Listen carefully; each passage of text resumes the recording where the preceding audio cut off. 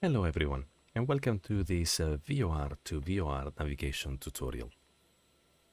Now the premises for this video is that I've had lots of friends a little bit hesitant to take the 737-200 by FlyJSim for X-Plane 11 for a spin on a traditional VOR to VOR trip.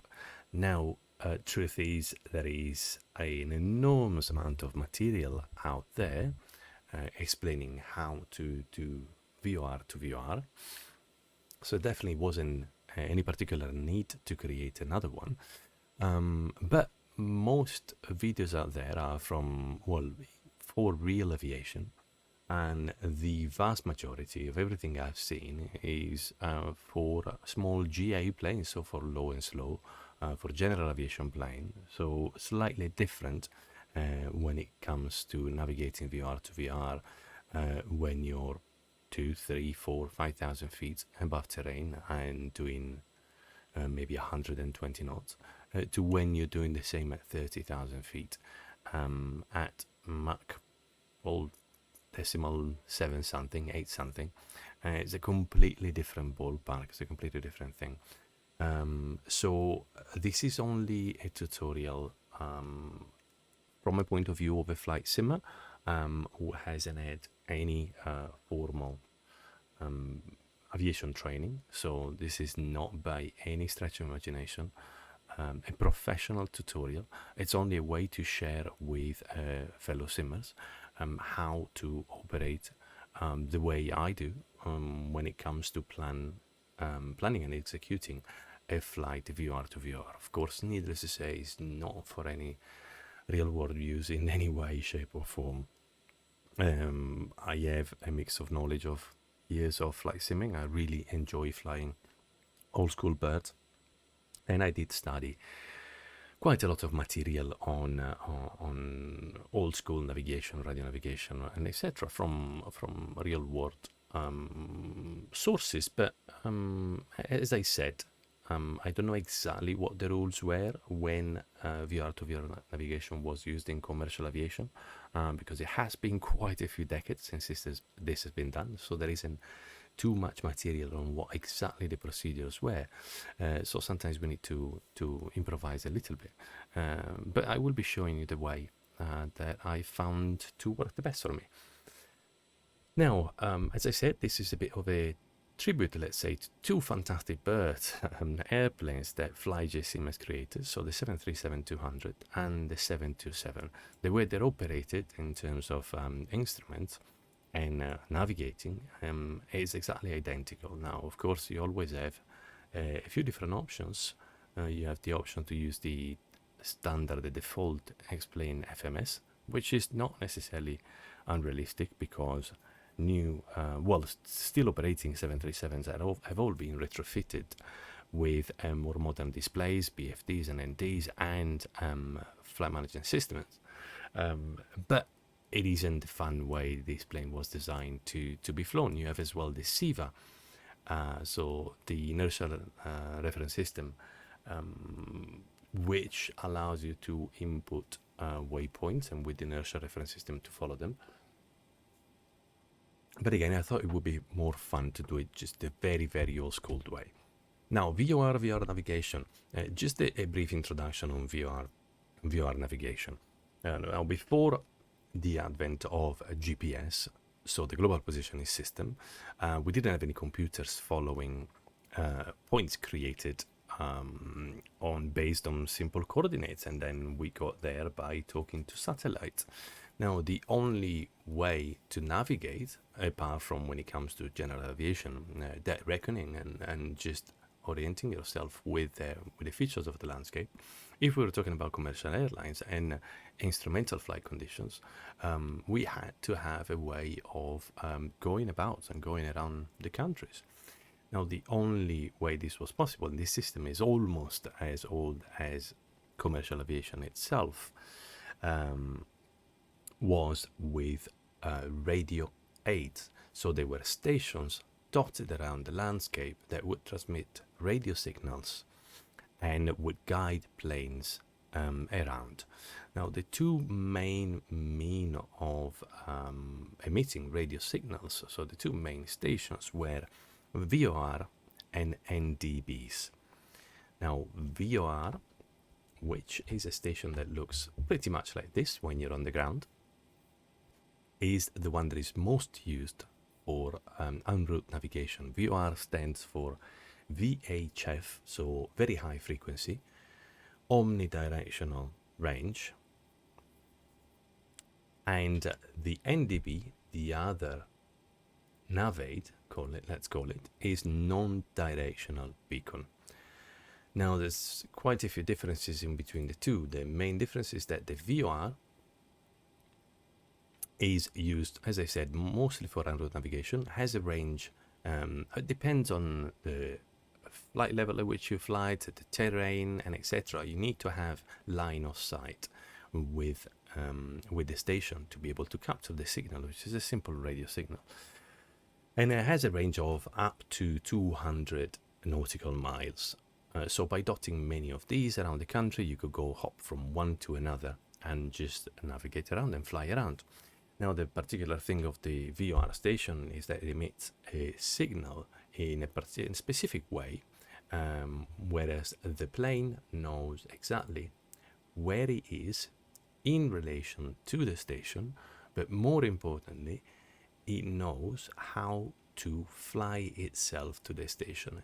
It does this, and is capable of doing this, the plane, because the station emits, how to call it, it's a signal that goes around a little bit like a lighthouse. Okay, and there's a measuring system inside the plane that recognizes which radial, so this is a very important term when it comes to VOR. The radial is a radio signal that radiates out of the VOR station on a specific heading. So in this case, the radial 310, this is the radial 060, and so forth and so on. The plane on board has a system that recognizes which radial it's onto. So it knows that it's on the radial 315. And then by instructing it how to fly it, it can fly itself on autopilot onto the VOR station. So that's very, very handy. Now, the difference with the NDB is much simpler. It doesn't have that way of instructing the plane on what to do to reach the station. It can only tells it where it is. So the difference with the NDB, your plane has a system to just understand where the signal comes from. So it knows that the signal might be coming from 090 heading or 180 heading, but it doesn't know how to get there automatically. You need to fly it yourself. Also, NDB stations have a much shorter range, on average 25 miles with a maximum of 50 miles. So it's very rarely used for en route navigation, even though we will see how to use it. Just in case it's desperate, and then there's no VOR stations around. But mostly, because of the shorter range, is used just around airports, either to be able to find where the airport is, or to perform certain approaches where an NDB antenna, an NDB radio signal is the only thing that can lead you down to, well, close to the runway to the airport. And that's what it is now. So mainly today we will be talking about VOR stations. Now, in terms of VOR, there are a few different VOR stations, which is very important to know for when you're planning your trip, and you can find them on the charts. Now, this simple hexagon is the symbol for a VOR station, and they all do exactly the same thing. So they send out the radio signal and they tell you where they are, and then you understand where you are in relation to them. But this is all they do. They tell you where they are. They don't tell you anything else. The next one up is the VOR DME. Now, DME is a separate instrument which is co-located with a VOR. So it's not the VOR that does the DME, it's just a different instrument that is located at the same place where the VOR is, and the DME stands for Distance Measuring Equipment. So the DME sends out a signal that tells you how far you are from the DME and therefore from the VOR. So this is much more accurate because on top of knowing where the VOR is, in which direction related to you the VOR is, you know as well how far it is from you. So in terms of locating yourself on a map is a lot more useful. Then there's the VORTAC station, which, well, it's a VOR station that has a TACAN component attached to it, which is for military use. But the TACAN element does exactly the same as the DME, so it can be used in commercial aviation, and it's very common in the States. For example, many stations are VORTAC stations in the States, but there will be VORTAC as well, where there's a military airport in Europe, in the UK, and etc. So these are the types of VOR. Just to show you, let's see if I can show you on a map. So if we have a look at SkyVector, which is what I use to create my flight plans from VOR to VOR, you can see the symbols over here. So preferably, you will always try and find the VOR DME, because as I said, they're a lot more useful. They tell you what distance you are from them when you fly. So ideally, you try and find VOR DMEs. Rarely you will find VORs that they don't have DME. I cannot see any here. But try to avoid those if you can. No, there's not many. This is a VORTAC, as you can see, VOR DME, and etc. But there will be some around, even though they're not very frequent. And that is it. Now, how do we use the instruments on board the plane to fly around? Now, all the VOR stations have a frequency, so they transmit a radio signal, as we said, on a specific radio frequency, the equipment that we have to tune into those radios is over here. Well, normally you have your radios, or whatever they are, and there's two radios. There's nav1 and nav2. In the 732, you have two radios you can switch to, on nav1 and two on nav2. And we need to find the frequency of that VOR station. Now, let's imagine we're going to tune something that we will use later on. We're going to tune on to the Detling VOR station, which is over here. In Explain is very simple because you can select a VOR station. You can see all these with a circle around our VOR station, and then you can say tune nav1 and tune nav2. Normally don't use it. It's a bit cheating. It takes the fun out of it, but it's not too bad doing it, considering that we're always a single pilot in a two-pilot environment, so you can make your life easier by using those two. In reality, if you're flying, you will be asking the F4 to send to tune in the radio, so it's not too bad. It's almost like asking them to do it. But if we do it this way, so we go on and go to here, and we're going to tune 117.3. There we go, and that's all we need to do. If we are within range and within sight of the station, we will pick up the signal from the station. Bear in mind that sometimes, even though a station is relatively close to you, it will be difficult to pick up the signal because you need to be in sight of the station to pick up the radio signal. Pretty much like a classic radio. When you listen to the radio, you need to be in relative sight of the radio transmitter to pick up the signal. So now we're okay, and we are actually receiving the signal. How do we know that we received the signal?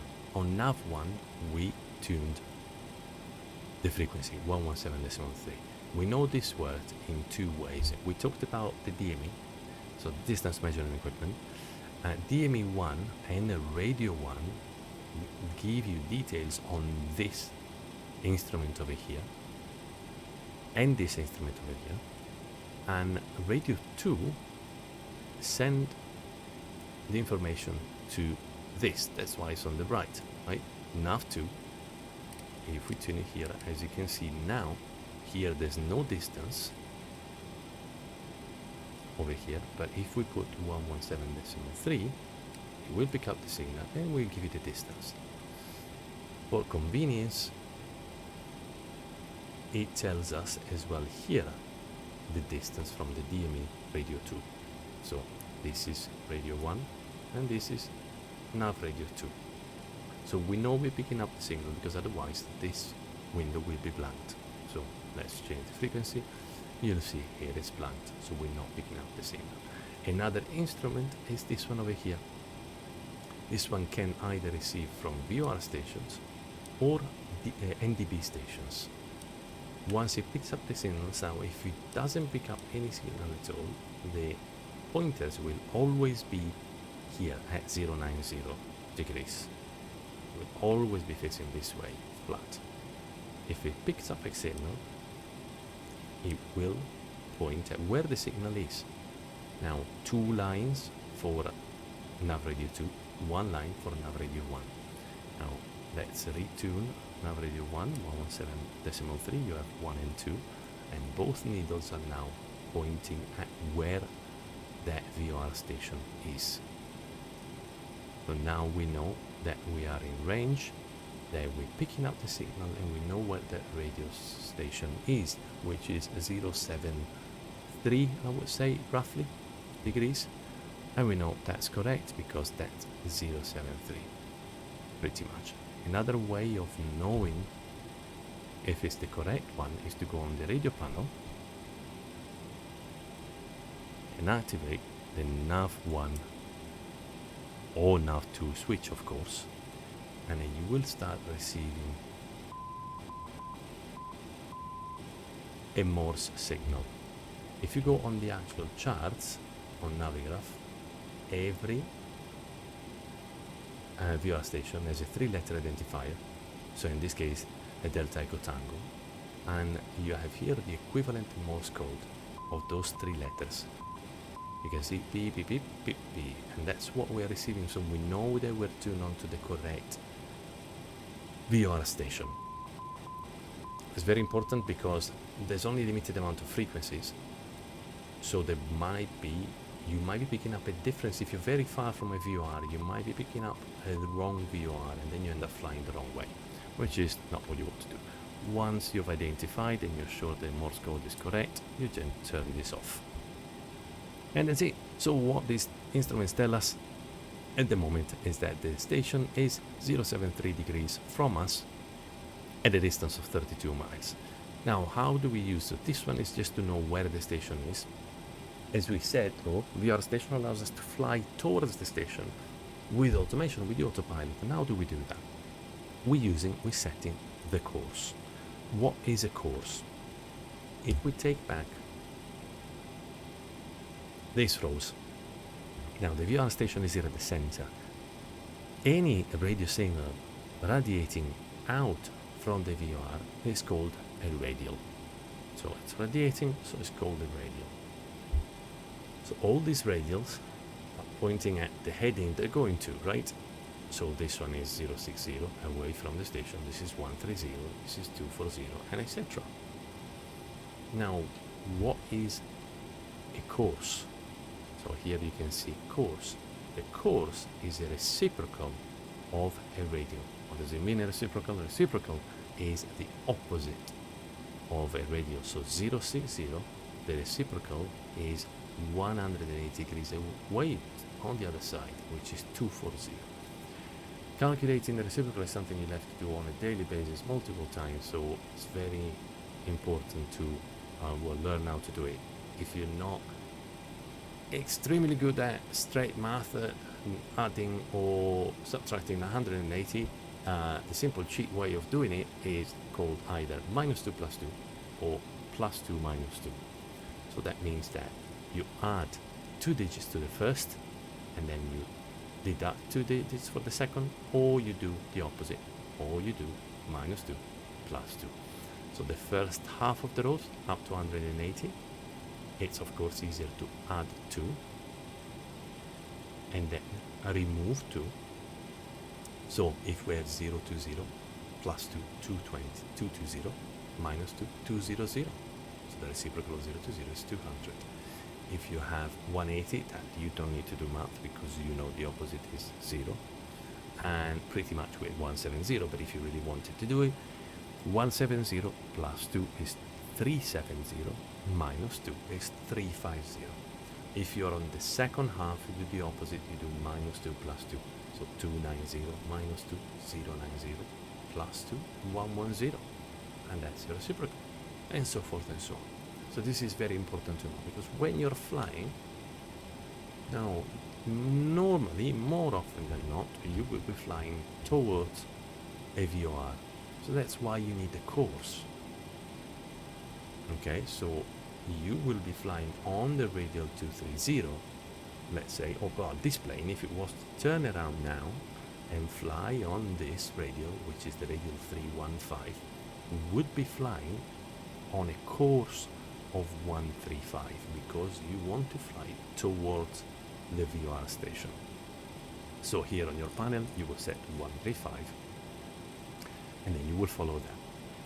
If you were to fly away, you could still use the 135, but if you're flying away, you use a radial at that point. So at that point you will be tuning 315 because you're flying away and you're flying a radial. Okay, now how do we use these?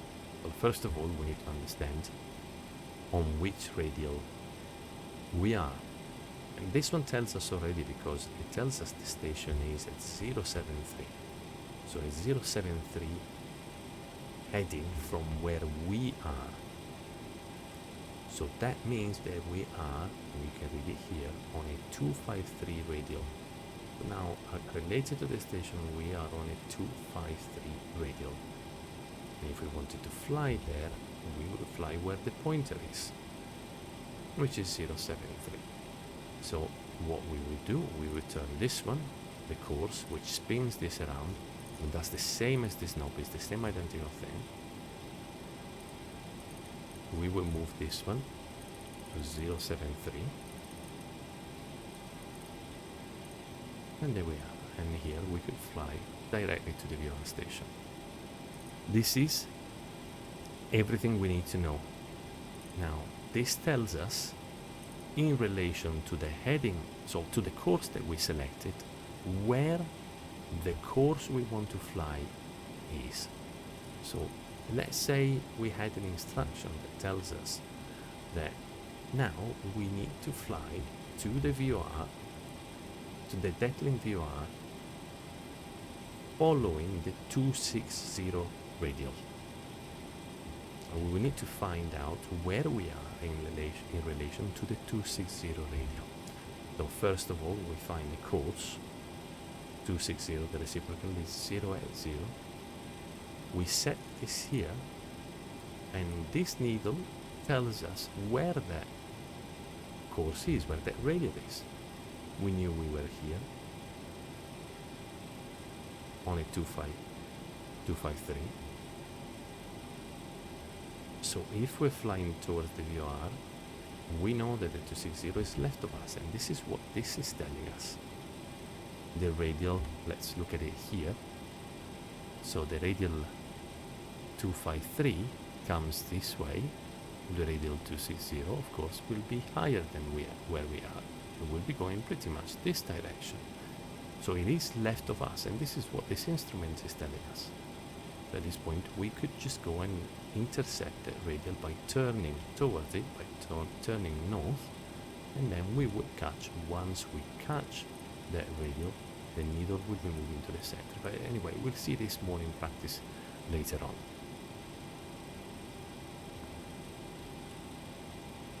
And that's all you need to know. You'll see a lot more of how to practically use it later when I do the flight. So I'll leave it at what we've discussed for now. Now, before we get onto it, though, we need to understand a few complicated things about VOR. There's a few confusing things. Now, speaking of confusion, the first thing is called the cone of confusion.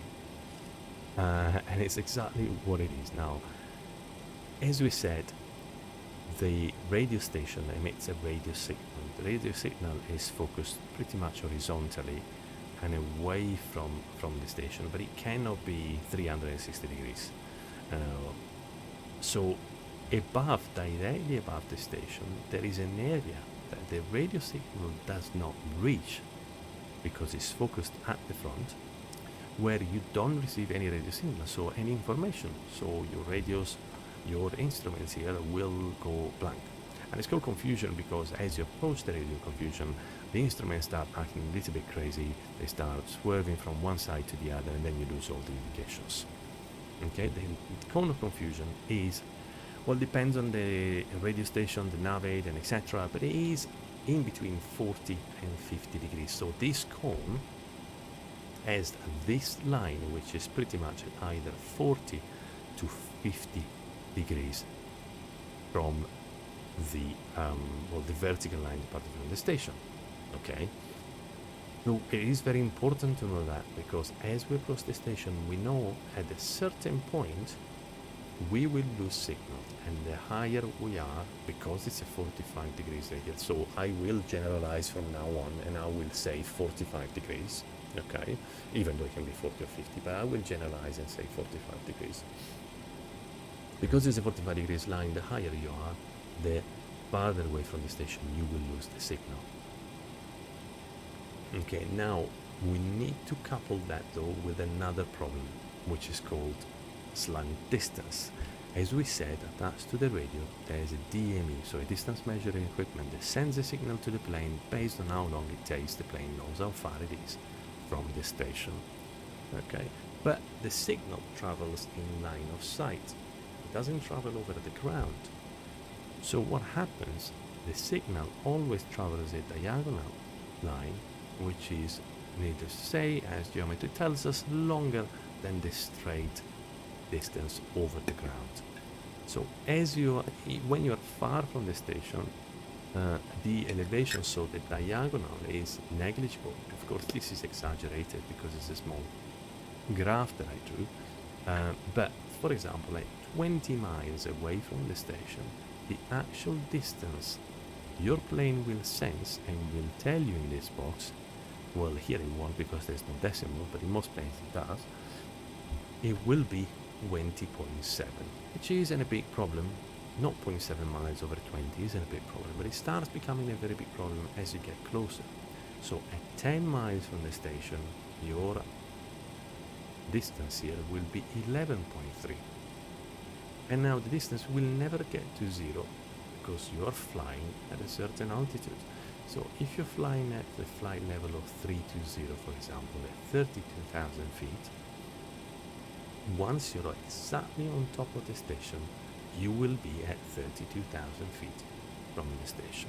Now another very useful mathematical skill, let's say, that you need to learn is how to transform feet into nautical miles, which luckily is pretty easy because technically it would be your feet divided by 6,067, which is not that straightforward, but the 67 is so small it's negligible, so you can remove that. And then the 1,000 is very simple, so you take your nautical miles, you divide by 6, and then you divide by 1,000. As simple as that. So flight level 320, sorry. So 32,000 feet is the equivalent of 5.3 miles. So what happens? As you fly towards the VOR station, this distance will never become zero. Even if there was no cone of confusion, it would never become zero. It would become 5.3. Once it's 5.3, you know you're on top of the radio. But that won't happen because of the cone of confusion. The cone of confusion, we said, is 45 degrees. So that makes it easy, and that's why I approximate to 45 degrees. But 45 degrees, it means that very simply, you lose the signal at the same distance from the VOR as your altitude over it is. So flight level 320, it's 5.3 miles. So at 5.3 miles from the VOR station, you will lose all navigation data. So you will lose the distance, you will lose the pointer, you will lose everything. It happens gradually. At first it becomes being a little bit confused, a bit erratic, so this one might swerve right or left. And it's very important to know that, because there is a mode, which is the VOR lock mode, that the autopilot flies automatically the course on, and you need to make sure you deactivate that before you enter the cone of confusion. Otherwise, there might be trouble. The plane might start to follow this erratic behavior of the line. So you need to revert to heading mode and fly within the cone of confusion in heading mode. Okay. Now, to complicate things, we said we lose the signal at 5.3 miles from the station, but because again of this long distance, you will not have 5.3 indicated. You will have a 45 degrees diagonal distance, which is, well, the base multiplied by 1.41. So 5.3 multiplied by 1.41, and that's 7.5. So you will lose the signal roundabout when your DME distance is 7.5 if you're flying at flight level 320. And you can calculate that all the time. So if you're flying at 18,000 feet, you know 18,000 feet divided 6,000 is 3 miles. Okay, so you know your 3 miles, you will lose the signal 3 miles, and multiplied by 1.4, that's an extra 1.2, so 4.2 miles from the station you will lose your signal. Okay, but again, I will explain how to avoid the cone of confusion later on when we talk about the turns and so forth and so on. Now, lastly, another thing to know is about deviation. Now, this is a thing that puzzled me at first when I first started flying, and so the way you technically fly, the way I was seeing when other people flew, I was following VOR tutorials from other airline pilots, is that normally, let's see if I can bring up this.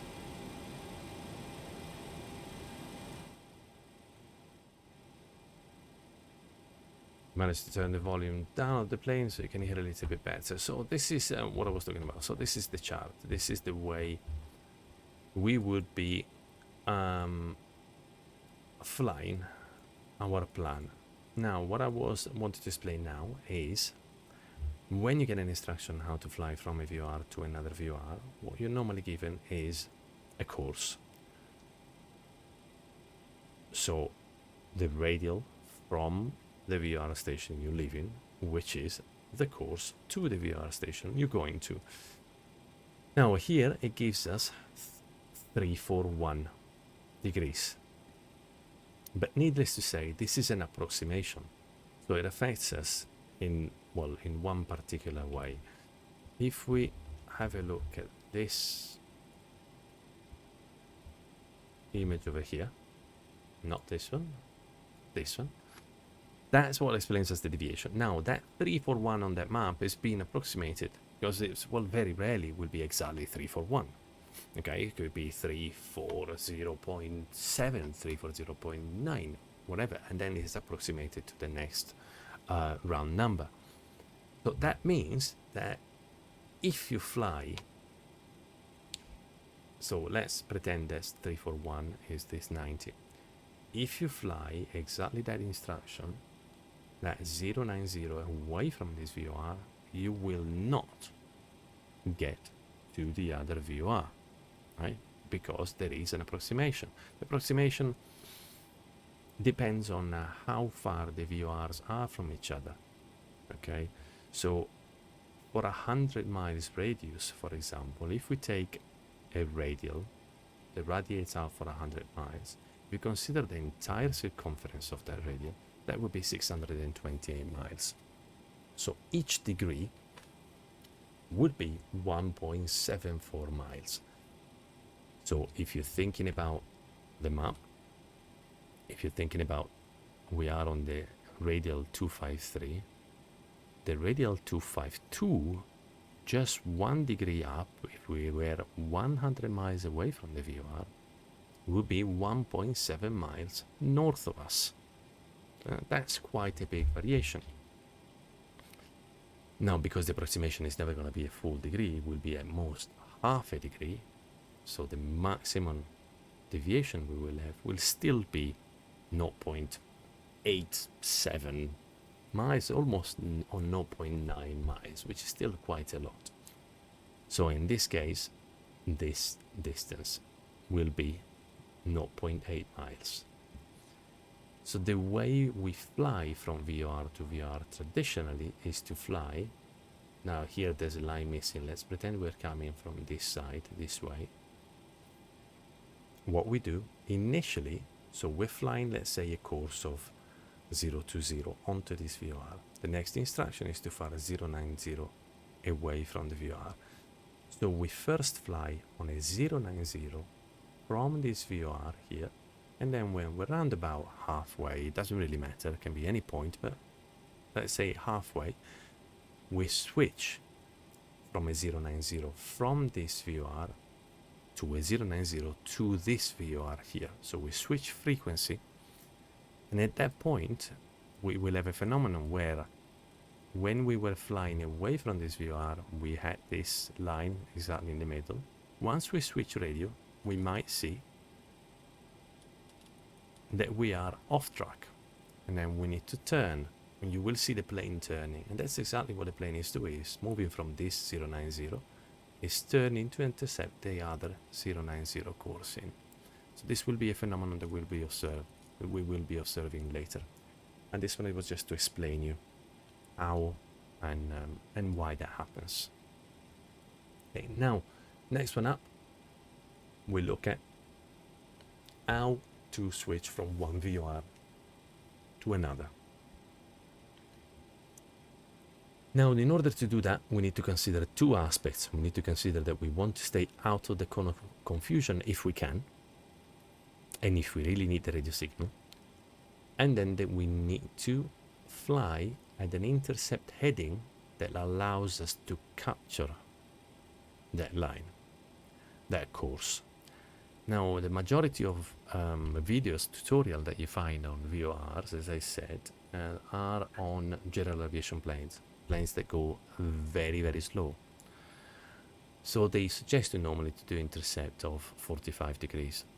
When you're flying something that flies as fast as the 737-200, that might be complicated because you're flying so fast that you might burn through that radial too quickly to intercept it. So I normally prefer to do 040, so 40 degrees intercept at most. Okay, so what I want to do, I want to stay out of the cone of confusion. So every time I need to make a turn and I see what kind of turn on my charts, so over here I see this is a pretty, where are we? This is a pretty steep turn. This is not too bad, and this is in line. So there will be different techniques based on how steep, and what's the angle of the turn. Okay, now 90 degrees is pretty much the worst case scenario. It's very difficult that you will be doing more than 90, but this is a rule that applies to anything with a pretty tight angle. Now we need to consider the cone of confusion. So we need to know our altitude, and in order to know how to stay out of the cone of confusion. So let's imagine we're flying here at flight level 320. So we know that the cone of confusion was 5.3 miles, and that would be indicated on our DME equipment at 7.5 miles.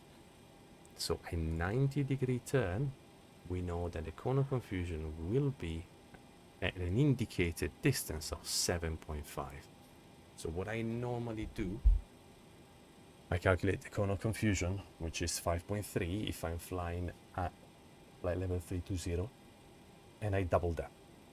As simple as that, because I know that 1.4 is the exact distance at which I will lose the signal indicated here. So 1/4 is too tight. I just double up and makes everything easier. So in this case, I will start my turn to intercept the next one at 10 miles. So at 10 miles, I turn, and as I said, I want to intercept this course with an intercept angle of 40 degrees. So if this is 90, I deduct 40. So I got 90, and then 80, 70, 60, 50. Okay, so there's a gentle intercept enough. And by starting the turn at 10 miles, that keeps us out of the cone of confusion. Now, it isn't vital that we start the turn before the cone of confusion. What is very important is that we end the turn out of the cone of confusion, because at this point we'll be on heading anyway. So we know the plane will do what we tell it. But if we don't intercept here out of the cone of confusion, and we intercept it at the very last minute inside the cone of confusion, we will not have any radio signal here. So we wouldn't be able to intercept this radial. We need to make sure that the intercept is outside the cone of confusion. Here we're turning at 10 degrees. We're not even doing a 45 degrees, we're doing a 50 degrees, so we know we're way out of the cone of confusion once we intercept this. If we were not paying attention though, and we enter the cone of confusion, don't worry, all you have to do, at this point you will have lost all your indications, but all you have to do is to put your heading, instead of a 40 degrees intercept, at this point do a 20 degrees intercept, because if you were here to do a 40, you will not be out of the cone of confusion. Just do a 20 degrees intercept as soon as you notice you're inside the cone of confusion, and you will know that for sure you will be out of the cone of confusion once you intercept this radial. As simple as that. And again, I'll show you practically later on. Once it comes to it, less tight turns, like let's say on a simple 12 degrees turn, we do pretty much the same thing. Okay, we start our turn before the cone of confusion, let's say at 10 miles away, so 10 miles DME indicated, and I normally, what I do for this kind of turns, I go exactly in between one angle and the other, so one course and the other course. This is 68 and this is 080, so there is 12 degrees between the two. I do 6 degrees, and that's because by doing exactly in between, I know I will be out of the cone of confusion exactly as much as I was out when I started the turn. And then again I will be able to do the intercept. Okay.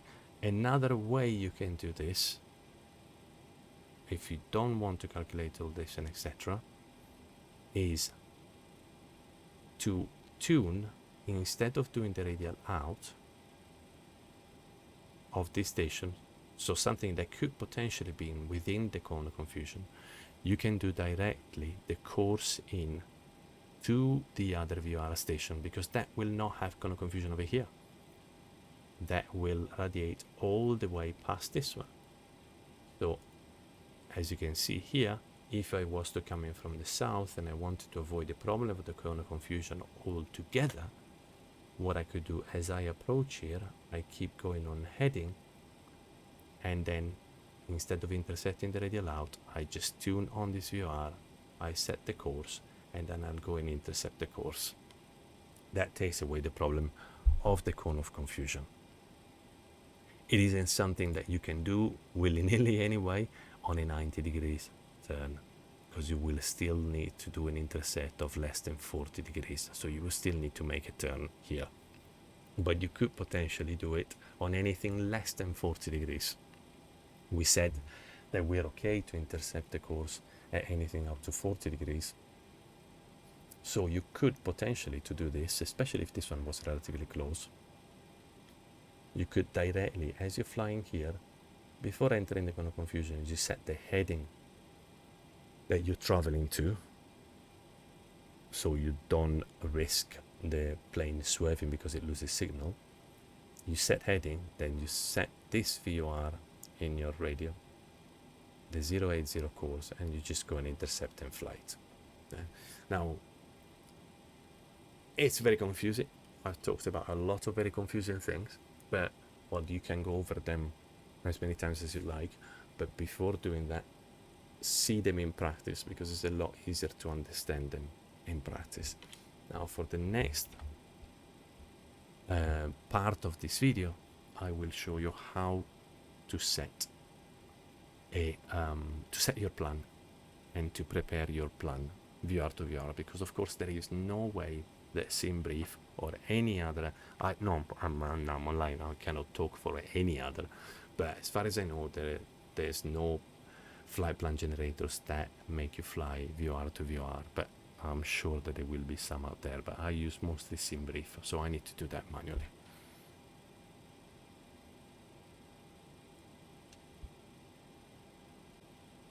Okay, so how are we going to plan this flight?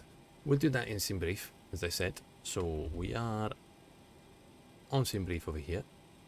We'll do dispatch system, create a new flight. Today we're flying, as we said, a 737-200 from Echo Golf Kilo Kilo to Echo Golf Papa Echo.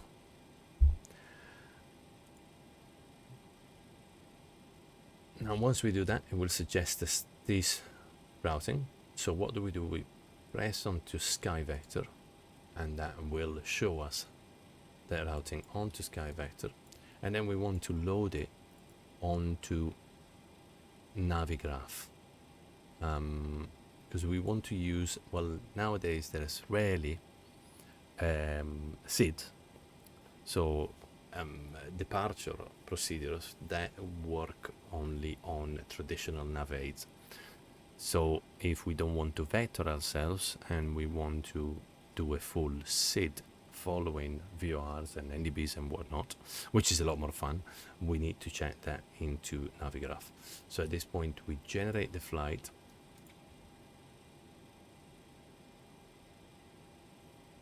and then once we generated the flight, we load it onto Navigraph.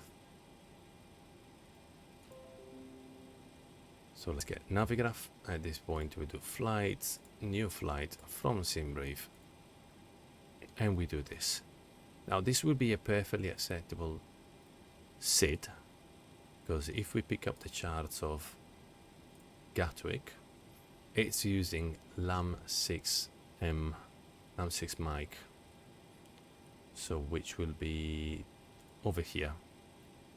You can straight away see it's suitable because it doesn't say RNAV. So any RNAV departure that we cannot perform with the traditional navigation has the RNAV suffix here. So you know you cannot fly this one. The one without RNAV are the one based on traditional nav aids, and we know we can fly those. So the LAM6M we know is suitable because it follows all traditional nav aids, you see, all VORs.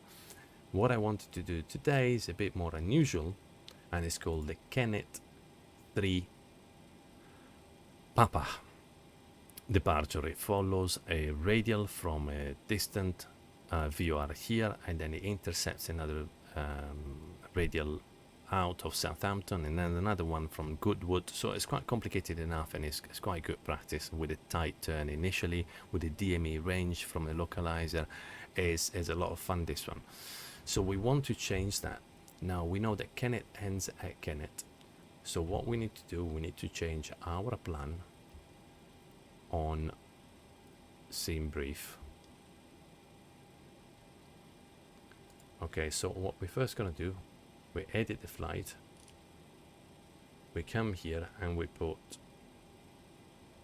need to delete the original SID, the first waypoint, and then the first airway, because of course that airway started from the first waypoint, so we won't be following. We put Kenneth, the name as it is here in the brackets within, sorry, here you don't see the name as it is here within the brackets Kennet 3 Papa.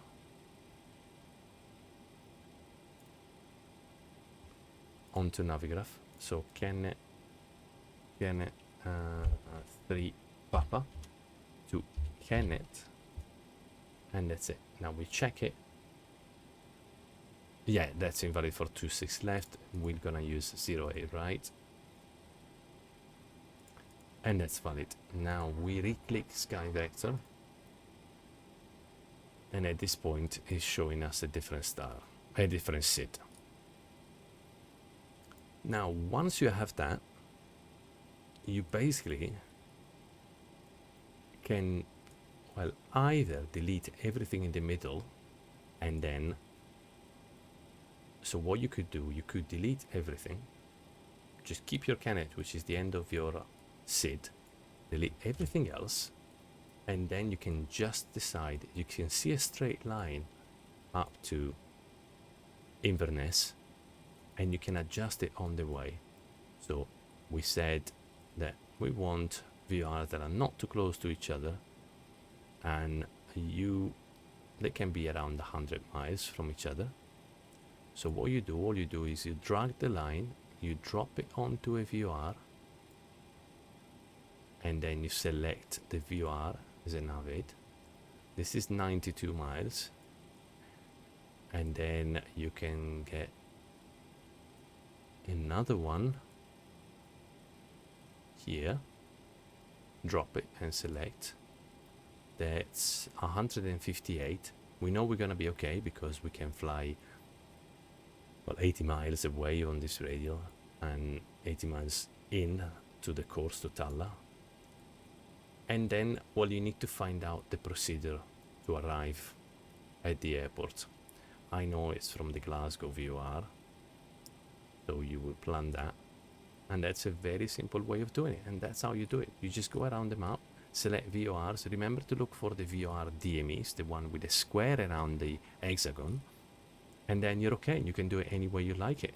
You can do a long stretch, or you can break it down more. This is a vortex, so it's good for us. You can make more turns. You can do everything you like, as long as they're all VORs. You can do it how you like it. And just bear in mind that SkyVector, if you are on a, on an airway between VORs, it will enter automatically that airway. But once you go and check your navlog, it will give you the points on the airway as well, which you don't necessarily want. So anytime it inserts an airway automatically, just delete it, go to the end and press enter again, and that you will not have the airway. So once you go and print your navlog, you will have only your VORs, and here it tells you the frequency, and it tells you the Morse code to identify them, and it tells you the track, so which is the heading at which you want to fly it.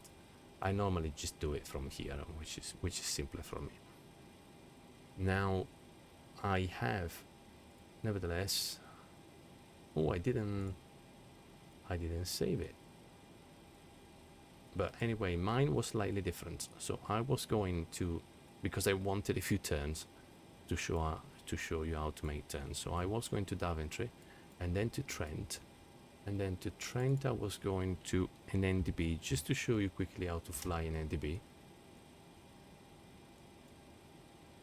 Now that was earlier, after Daventry. So we put an NDB there. After Daventry,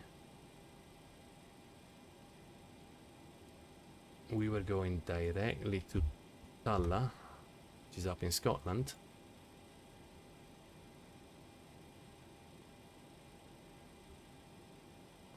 And we can actually go to Pole Hill first. So we show how to do a change over on a straight line. And then from Talla we go to Glasgow. Now how we know we needed to go to Glasgow? Again, we check our Navigraph and the arrivals onto Inverness. we can see the approach. We're gonna do this approach, DME arc. So I can show you how to do a DME arc. And if we overimpose that, that's how I knew I needed to come from the Glasgow VOR, which is here, because this is the airway the Glasgow VOR flies, as you can see here. That's the airway. So we have foil and Erson, and if you look at the charts, that's where you have foil and Erson. Okay, we planned it that way. So the last point will be the Glasgow VOR, and then the next one will be what's in this procedure here, which is the Inverness, so the INS VOR. So we're gonna go and chuck that in here. After gov we do INS, no IBS, Indian November Sierra, and there we go. We delete our airways, and there we have our plan.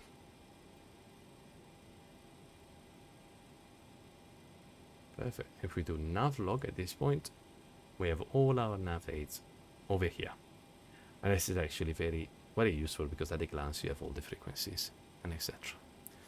So we're ready to go. The only thing we will need to do at this point is to get our departure charts. But we'll stop here for the flight planning, and well, next up we're gonna fly this. So there we are, ready to go. Now, a little disclaimer, this is a very complicated plane to fly. You already have to do the job of two people by tuning the radios and everything else. So I will not be probably too accurate in the way I fly the plane, because I will need to really focus on the radios and on the courses and on explaining you everything that I'm doing. So bear with me if I'll bust a few speed or altitude restrictions if I want too precise in that regard. I prefer to focus on the navigation aspect. Now let's have a look at how to configure the plane to begin with, and to do this the departure. So where are we? Runway 08, right? We're doing a Kenneth 3 Papa departure, and we'll need to set up all the radios to do this. Now, how is it going to go? We're going to go straight ahead on a heading of 077 degrees, and we'll set that on our heading. We will need to make a left turn as soon as we reach 3 DME from the localizer 110.9, and we will have to tune that. Then we will turn to intercept the radial out 260 degrees from the Detling VOR, which is round about this side. So we will intercept this radial out at 36 DME from the Detling. We will go from 3000 to 4000. At 43 DME from Detling, we will switch to the Southampton VOR, and we will fly a course in of 248. So the radial 068 reciprocal is a course in of 248.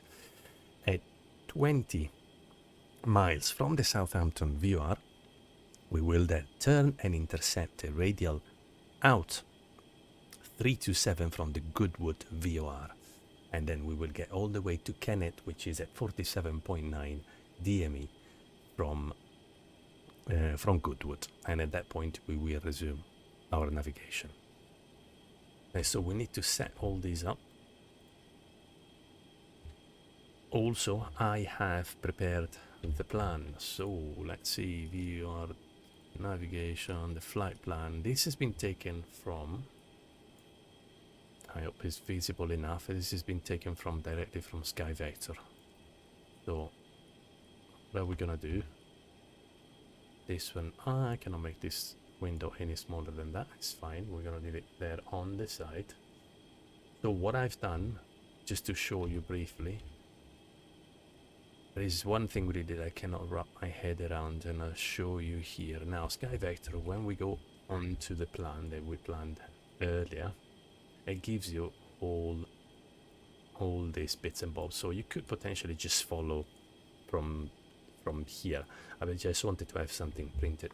Now you can start the navlog, and the navlog will give you basically what you see me creating.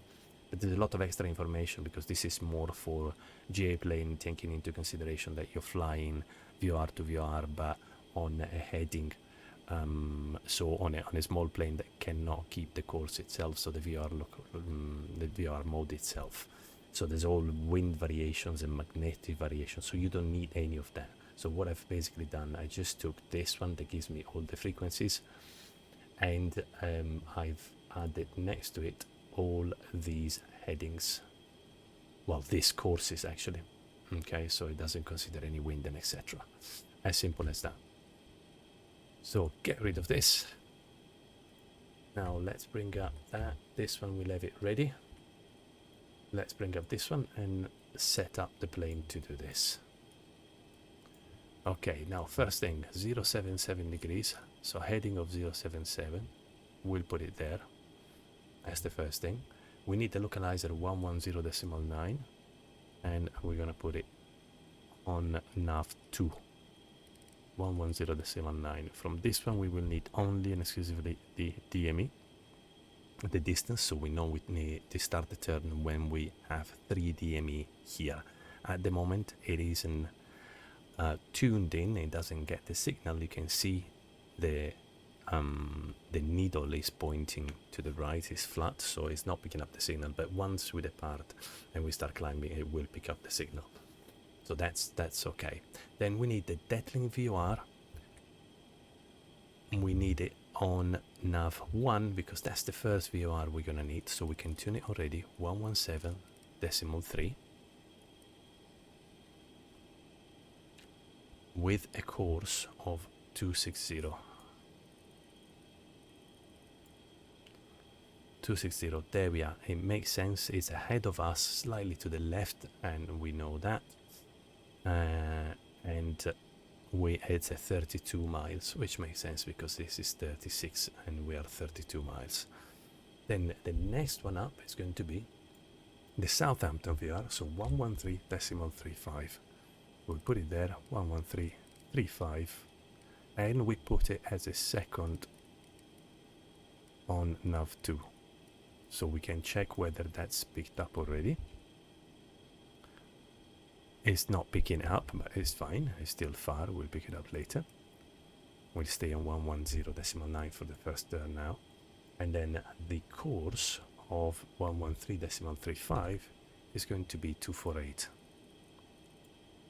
So we set that up already. So we always set up on the radios as many steps ahead of us as we can, so that when we're flying, we don't need to read charts, interpret charts, set up stuff, and etc. We'll try always to set up as soon as we make a turn and we have time. Okay, so now we're set up 260, 077, 248. Initial altitude is going to be 3000. We set that. So how is this going to go? We're going to start. We're going to take off. We're going to activate heading select and EOS mode to climb. And we're going to wait until we have 3 miles coming up here. As soon as we have 3 miles showing DME2, we're going to start the turn, a left turn, to intercept this radial 260 from the Detling. Detling is tuned, that's correct. The course is 260 and we're good. We don't want to do this turn too fast, so let's set the bag at the flaps up speed. Let's see, what's that gonna be? That's 190, so we make the turn nice and slow and we don't risk overshooting, because if we start going up to 250 then we might overshoot the radial. And that's it. That's how it's going to go. Perfect. So we are ready to go. The flaps are set to 5. Everything else seems roughly okay, so we're good to go.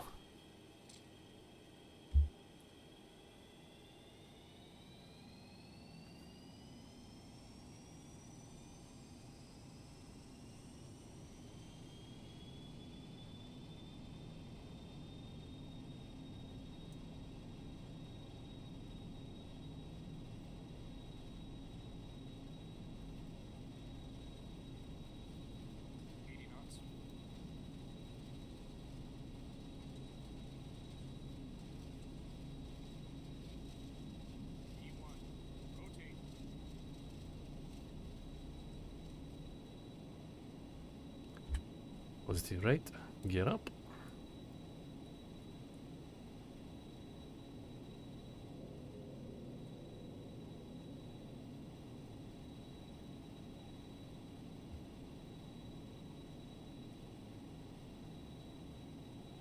There we go, let's get the autopilot to this job. Activate heading select, so putting this down, activate EAS. And we're already 1,000 feet from target altitude, so we slow down a little bit, start retracting the flaps. We picked up the DME of nav2, which is now 1 mile. So we look for 3 miles and then we're gonna start the turn to intercept. We need to do the course, intercept the course 260, so the turn will be 30 degrees intercept, so it will be 290.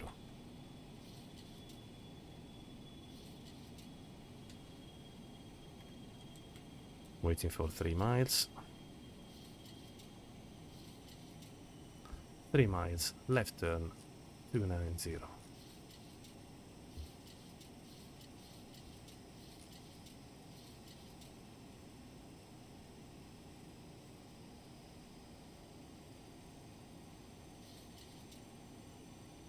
Turning the heading knob and managing the throttle at the same time. It's not ideal, but we'll try. There we go. So we're set heading 290. The course is starting to slowly come in. You can see the needle is coming towards us.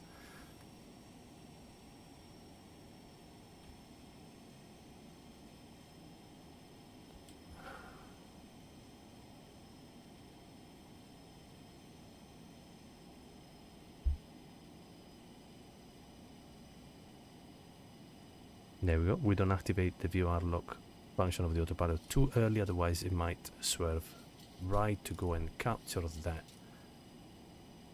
radial too early. So what we're gonna do, we'll activate it now when we're in between the two little dots. Activate VOR lock. This one flicks up. We switch to nav lock. Always look that this nav lock is green, and that means it actually captured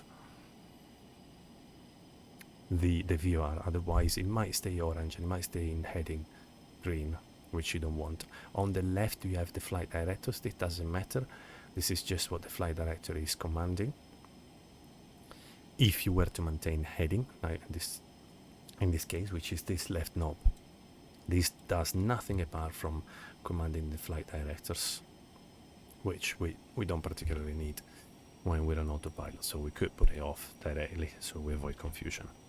Now we're at 3,000 feet on the radial 260 at 30 DME. We need to wait to 36 to climb to 4,000. So we start accelerating towards 250, set the back at 250.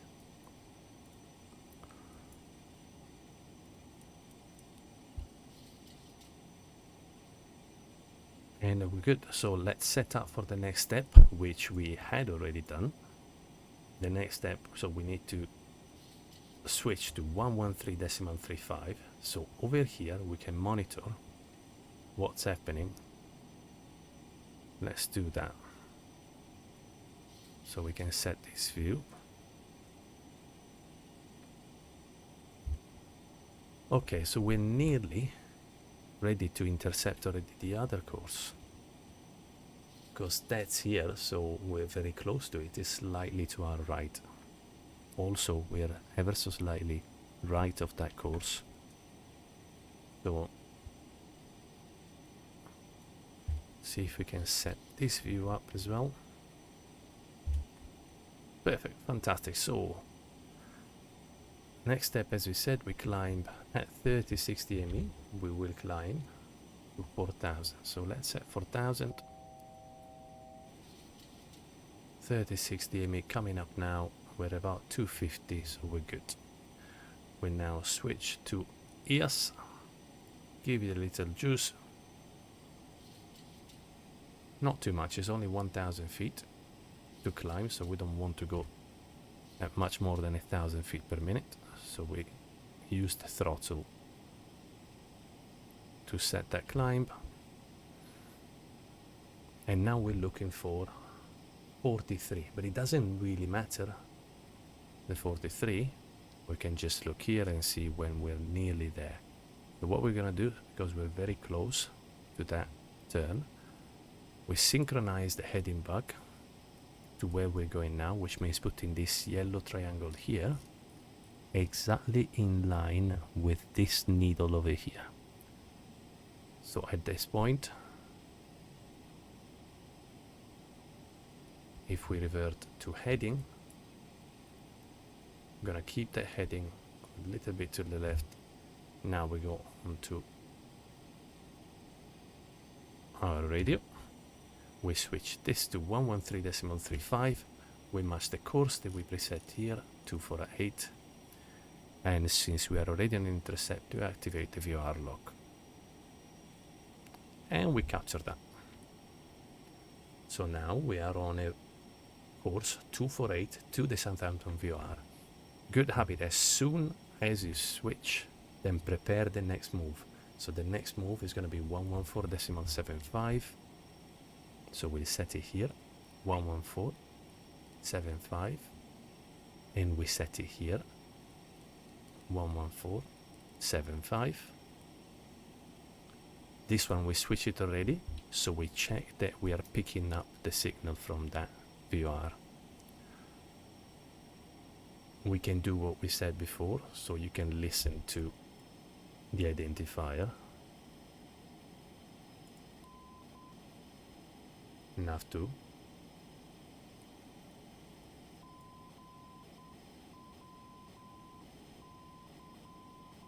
And that's correct, that's the good word, so we know it's correct. We knew it was correct anyway because it's 20 miles and it's off to our left, so we know it's exactly there. Then the course is going to be it's going to be a radial out, and that's going to be a 327. So to recap, on our radio panel, we have it set here onto the active on nav2, on the standby on nav1, so we're ready to switch. We have the course set on nav2, so we can have a look here, if it makes sense. Now, how we set it makes sense. We're about to intersect it perpendicularly, as you can see here. The VOR is going to be to the left, as you can see from this arrow pointing to the left. That's where the VOR is. And this arrow is pointing up, so we know we're flying a radial because the VOR is behind us, and we're flying it out because this arrow is pointing the opposite way. We know that's set up correctly.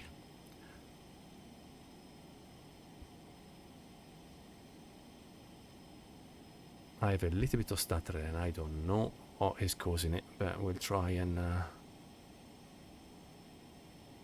live with it. There we are, we're all set up. So let's synchronize the heading bug. Every time we switch from a VOR to another one, we will need to revert to heading mode. We cannot stay on VOR lock and change things, because of course if you start spinning this around, the plane will try and follow it. So you always need to revert to heading.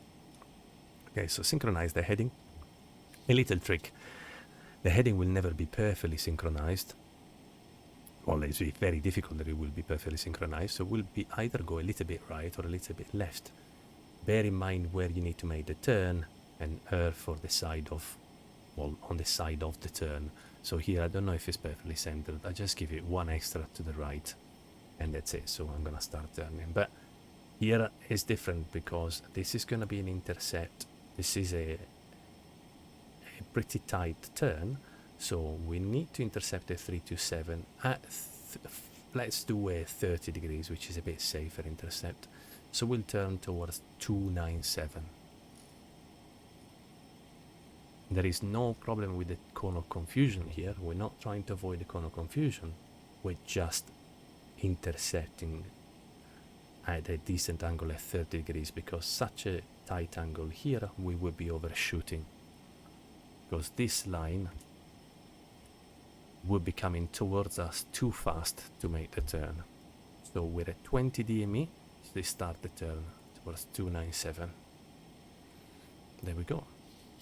At this point we can switch, so we go on to the radio panel. We switch to 114.75. We set the course on 327. There we go, and we wait until we intersect it.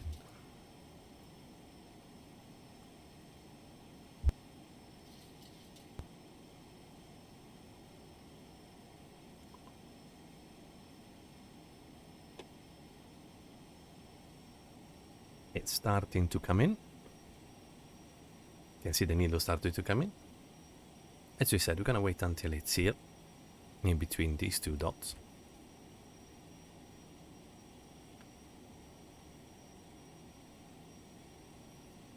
And then we'll intercept.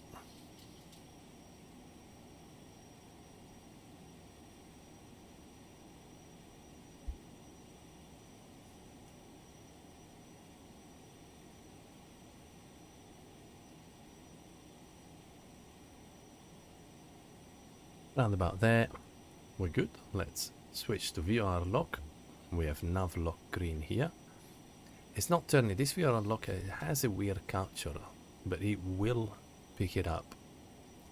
Pick it up a little later. It will overshoot it a little bit, but we know we are in nav lock. The radio is correct, 114.75. The course is 327.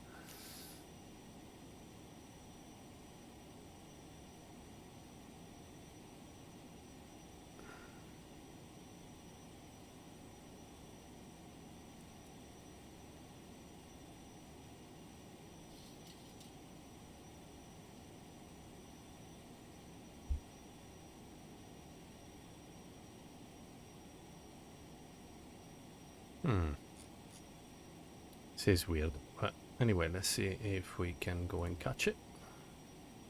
We can do it manually. So it's 327 now. We overshot it, so we need to go and catch it back. So we'll put 357. That's the beauty of explain.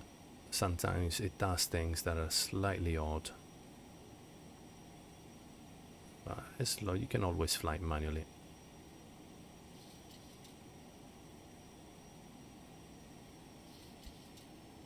Let's try and capture it again. VOR lock. Now it has captured it. It's fine. Didn't like it the first time around. Okay, so at this point, we know as soon as you switch and we're okay and we're flying the VOR, we set for the next move. Now the next move is not going to be here. The next move is going to be here. Next one is going to be the Delta Tango Yankee VOR 116.4. So let's set that up, 116.4. We set it on the standby, 116.4. We activate it on nav2, and we're already picking it up, 58. We can have a quick listen to the code, the Morse code.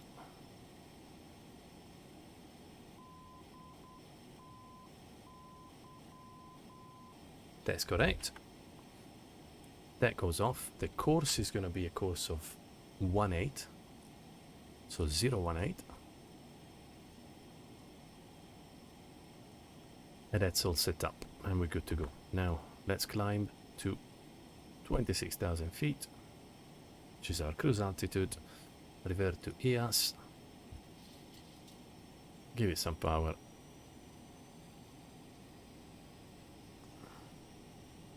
And start climbing.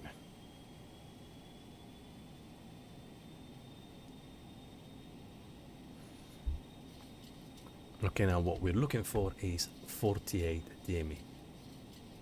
But once again, it doesn't really matter because, well, let's see, what's the turn? We're doing 327 now to 018, so 337, 4757, 07. So that's 50 degrees. So we don't really want to intercept the next course like this. We want to intercept it at 30 degrees. So what we're gonna do, we're gonna do 347, 348.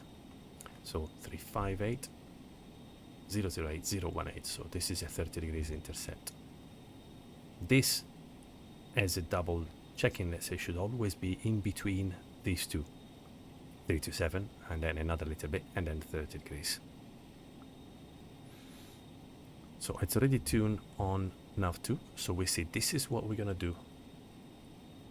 And it does make sense. We can see here we're going to be flying. No, this is not exactly what we're flying because we flew the SID, but we're coming roundabout where is Goodwood. We're coming from Goodwood on this one, and we're going to be turning right, and we can see right turn towards a VOR. So this is a course, not a radial like we did before. This is going to be a course, and we're flying it that way, so it makes sense.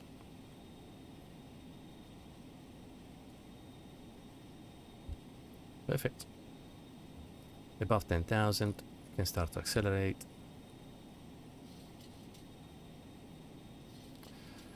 So at this point we're going to want to anticipate that turn. Then we have ahead, of course, for the intercept. We're starting to fly a little bit faster, so we want to anticipate it quite a bit. We'll say 6-7 miles at least. So we are 40 now. We can start turning now. Let's go on to heading select. Right turn. Set the radio 116.4. So switch the radio. Turn the course 018. And as you can see, we're already about to intercept.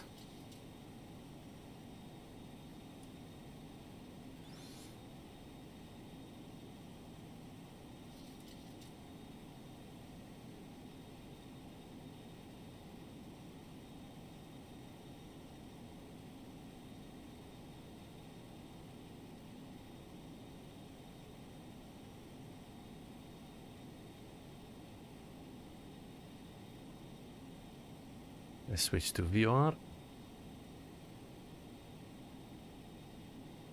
Right turn, we're intercepting. Nav lock is green, so we're good to go. Let's set for the next one.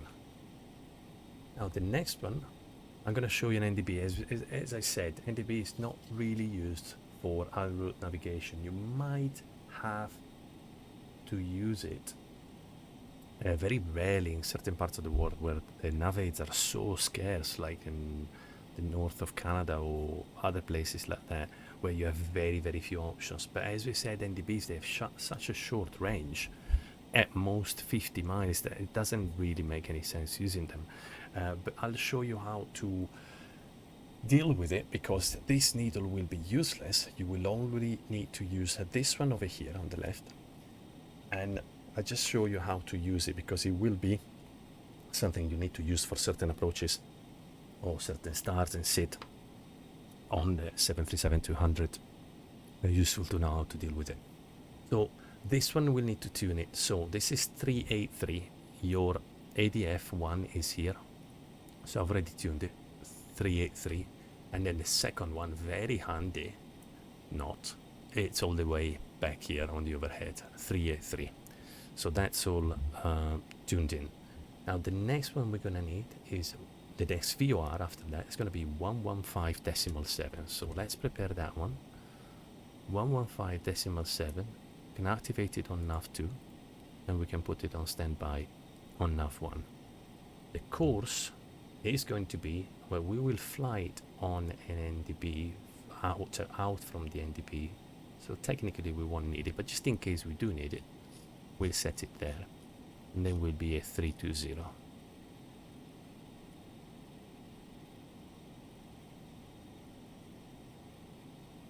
There we go, that's all set up. Then on nav2 we try and set up the step after that, so we're already ahead. So 115.7, and the next one is going to be 112.1. There we go. So we have the next 3 steps now ahead. So we have the NDB, then we have the 115.7, and we have the 112.1. Let's see if we capture. We get already the signal from the 115.7, so we can identify that. Line dot line. Should be an easy one.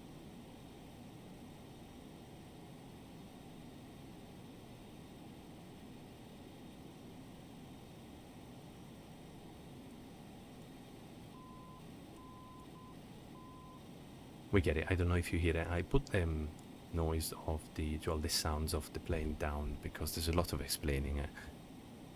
I know he ruins the immersion a little bit, like some say, but I thought it would be better to just be able to hear each other.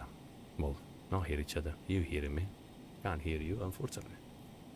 Now, we're about to get to the DTY 116.4. If we did everything right, yes, we are going to 116.4. We are 20 miles from it. What we're gonna do is then fly the NDB. How do we fly an NDB if we don't have this instrument over here? Now, what's gonna happen, as we said, is very short range, so this will probably tune at the very last minute, because there's 25 miles from the VOR to the NDB, so it will tune at the very last minute. We need to fly a 7 degrees course onto the NDB. So this will spin around, and well, if the plan is correct, and it is, as we can see here, there we go. So from the Daventry VOR to the NDB here, the Leicester NDB, it will be a course of 007. So once we are flying on top of the VOR, the NDB needle, the ADF needle here, will point at the NDB at 07. All we're gonna have to do is to maintain, well, a track of 07. Now today, to make it a little bit simpler, I have selected a default weather with no winds. When you put winds into considerations, then everything changes a little bit. But I thought it would be better to learn all these skills at the moment with no wind, because then the wind throws a little spanner onto the works. But it's not too much, especially because if you fly always in VOR lock, the winds are not a very big problem. Now we're at 24,000 feet. That means the cone of confusion of the VOR is going to be 4 nautical miles. We are at 8 now, so 4 plus 1.4. So let's revert to heading now. So we avoid the cone of confusion. We are on to heading select, keep the heading, and now hopefully the NDB will tune. If it didn't tune, what we're gonna do once we're on top, as we said, it should show 4 miles once we're on top of the VOR, because we're at 25,000 feet, and that's what it's gonna do. You see, we're on top of the VOR and we're showing 4. Well, the NDB is coming around now, so that's good, and it's showing 09. So let's turn now 07, and we start heading towards the NDB.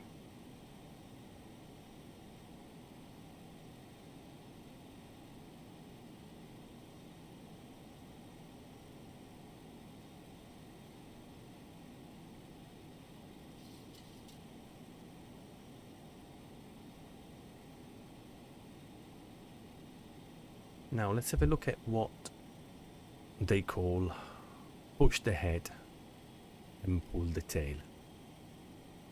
I'll pause a little bit. I normally don't pause in sim, but I need to explain this one with a little bit more time, because the NDB is only at 20 miles ahead of us, so it's gonna come up very quickly. It's over here.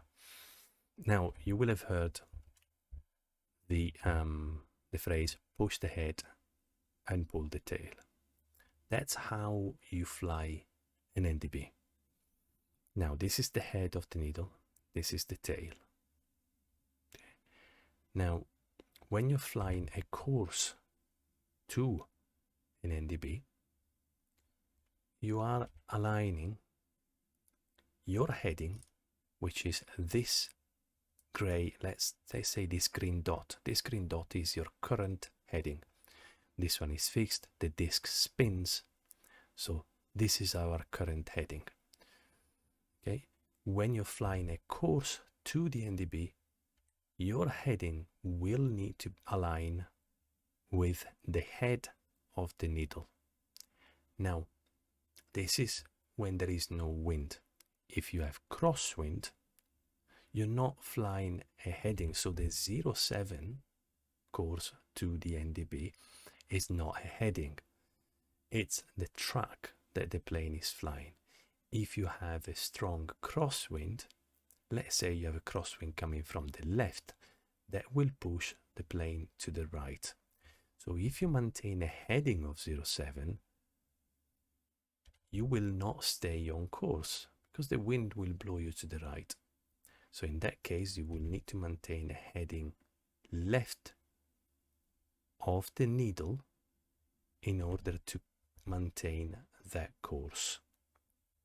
So the whole exercise when you're flying an NDB is not specifically to maintain the heading, to keep the heading on the head, but to keep the heading on a position that will stop the head from moving and will keep the head onto the degrees you want. So in this case 007. If we had a strong wind from the left blowing us to the right, we will need to point the nose of the plane to the left.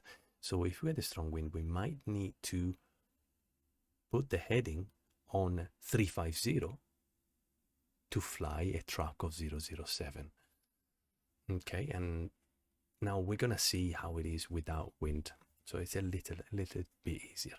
When we say push the head and pull the tail, all we're saying is that to move the head of the needle, in case it isn't where we want it to be, we need to put this heading bit to the side of the head of the needle in order to push it away. So now we're on a course of 007. If we wanted to switch to a course of 020, how do we make this needle go here towards the right?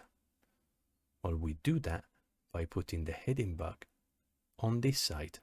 If the heading bug is here, it will push the head and the head will start going that way. And that simply happens for, well, a very simple reason if you see it on the chart. If we're on a 007 course now, where is a 020 course? 020 will be roughly here. Okay, the reciprocal is 200 degrees, so it's round about here. So that course 020 is to the left of us. That's why we turn to the left. So we're going towards that 020. As the plane starts flying to the left, the NDB in relation to the plane goes farther and farther right. And that's why the needle spins right.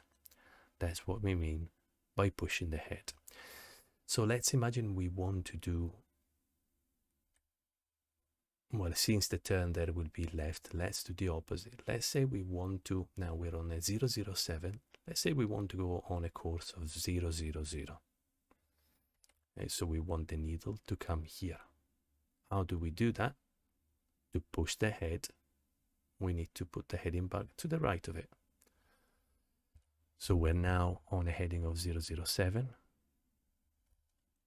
Unpause. Let's go 015. We're now to the right of the head, and this is gonna start pushing it. Of course, the more you turn, the faster you will push the head. Now we need to change only of 7 degrees, so we don't want to turn to the right too much.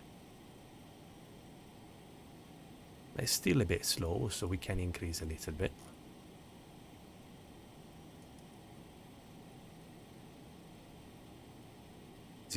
We're pushing the head. It was 007. We're now 005.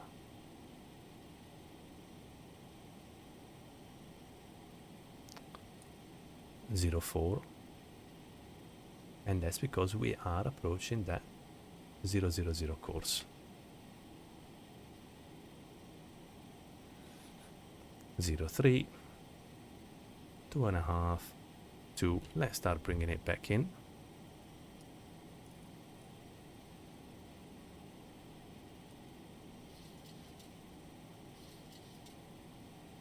0 1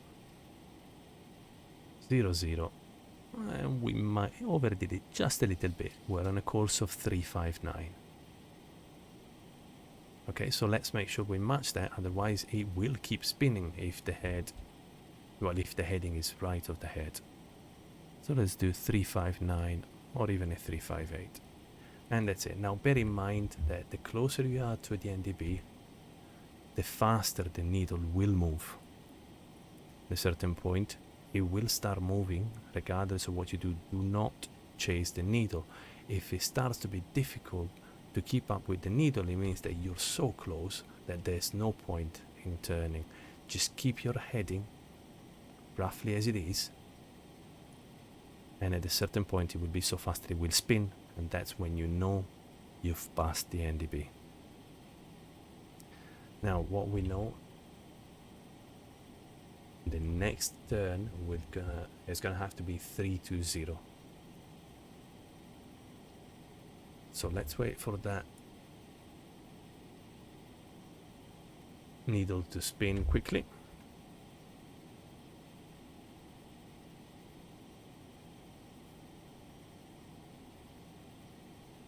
This one is difficult, as you don't have an NDB, it's difficult to anticipate. Unless you cheat and you use the map, of course, which you don't want to do. So we're gonna have to overshoot it a little bit. No, it's okay. Let's see. You see the needle starts to move quite quickly. It's moving very quickly. So that means we're at the NDB. At this point, we start turning.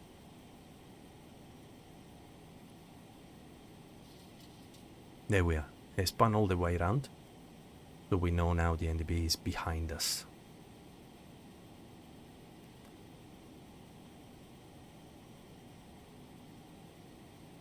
There we go. So now that the NDB is behind us,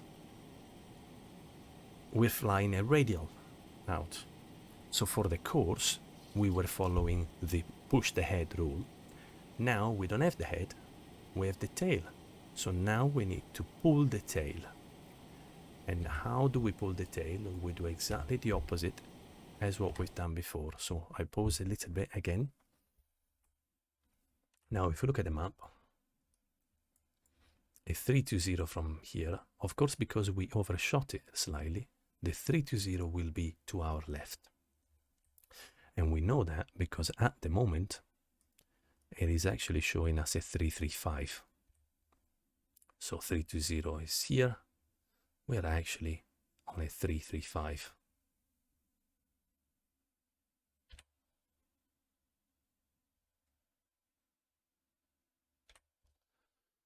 And no, wait, 320 is here. Yeah, we're on. Is it 320? Let me see.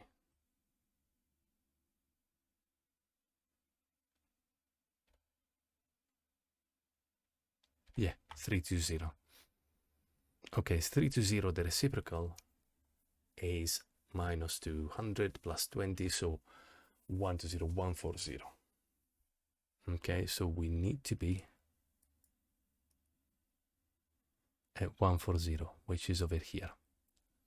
Okay, so what do we need to do at this point? We need to pull the tail. And now we do. How do we pull the tail? Well, we pull the tail. So we put the heading back to the left. If we want to pull the tail to the left, we put the heading back to the left. So we do exactly the opposite of what we did before.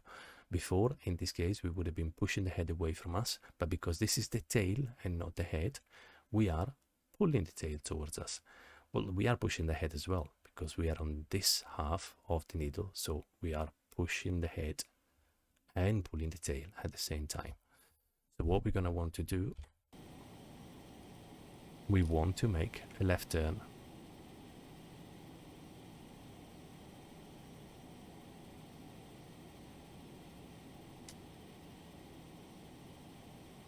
As you can see, the tail is coming this side.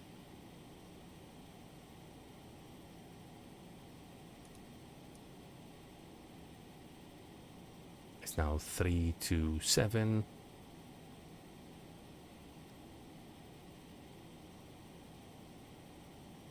325, 324,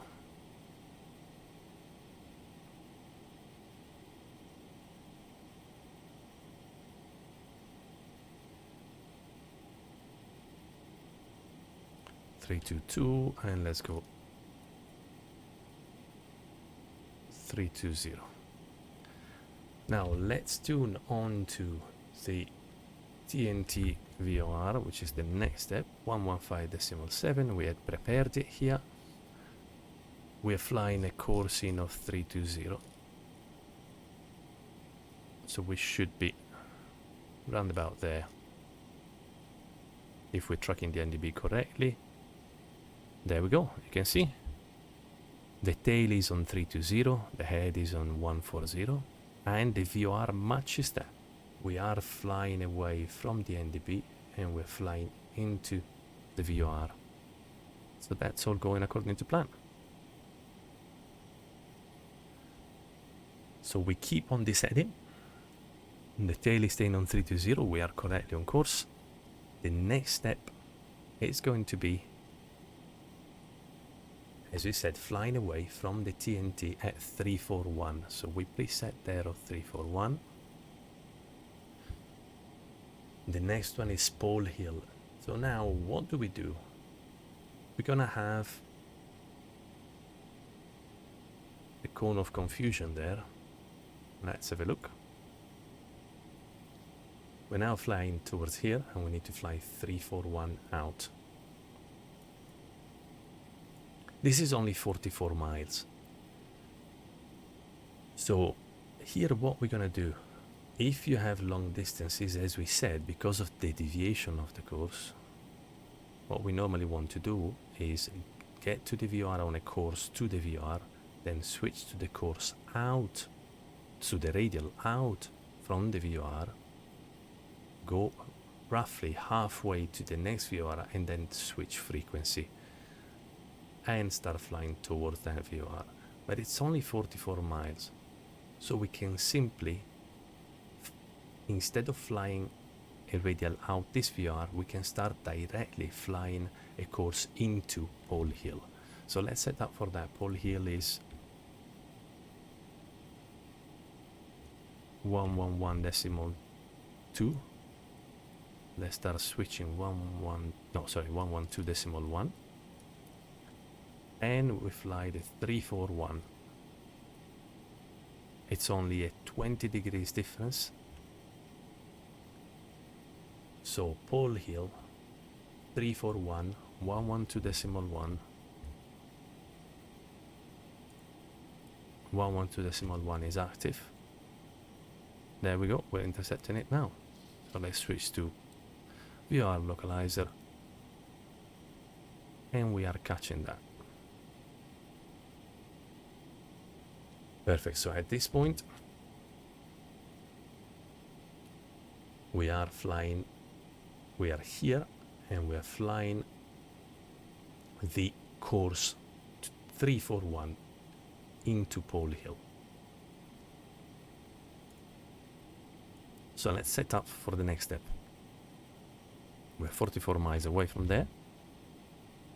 A little bit of time. After the Pole Hill, we're gonna need the Talla VOR. Set up for that. 113.8. Check if we receive it. We're already picking it up. 156 miles. We set it on the standby here.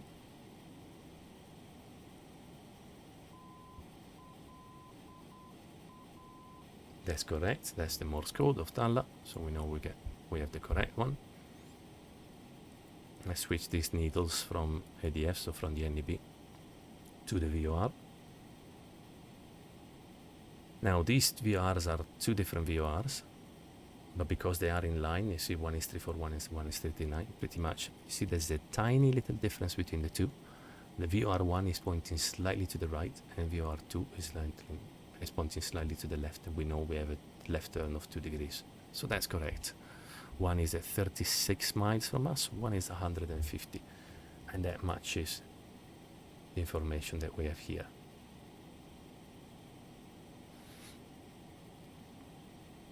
Now the course to the Tala is going to be 339. So we set this up here. Now how are we going to intercept that? Here, because it's a straight line, we're going to get inevitably within the cone of confusion. Also, let's pretend we did not pick up Tala yet because it's too far. So how would we do that? What would happen if we were flying into Pole Hill, as we are now, and we needed to fly out of Pole Hill, but we couldn't pick up Tala yet? So the only option would be to fly a radial out. So to stay tuned on 112.1 and fly out on a course of 339. How do we deal with the cone of confusion? Well, we know we need to keep flying the heading we are now before the cone of confusion, which, being at 26,000 feet, is when we're on top of the VOR station, the DME will indicate 4.3 if we add the decimals, which we don't, but it will be 4.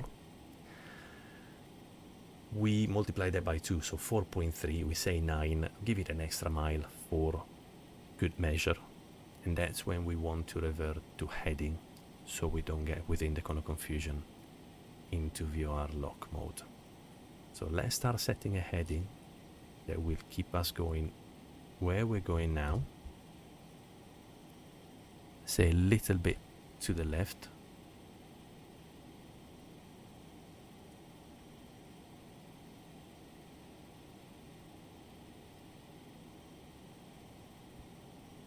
Okay.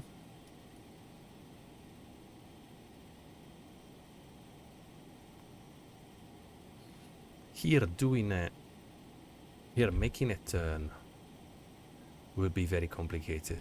Now, as we said, normally we make a turn which is in between this heading, or this course and this course over here, but we can't because we fly in a straight line. So what we're gonna do, we're just gonna wait until we are above the VOR, fly the current heading. When the DME distance indicates 4, which means we are on top of the VOR, then we turn towards 339, and then we'll wait until we're out the cone of confusion, and we should be close enough to the course to be able to recapture it.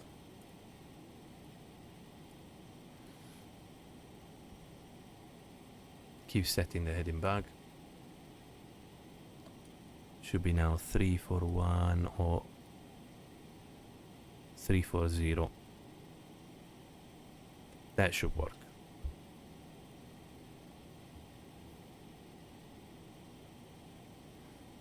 "10 miles is coming up.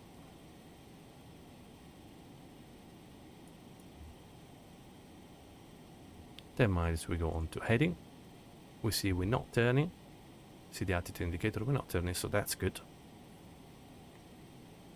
And now we don't need to swap the VOR. We said we're staying on the same VOR, so the 112.1. The only thing we're changing is the course, 339.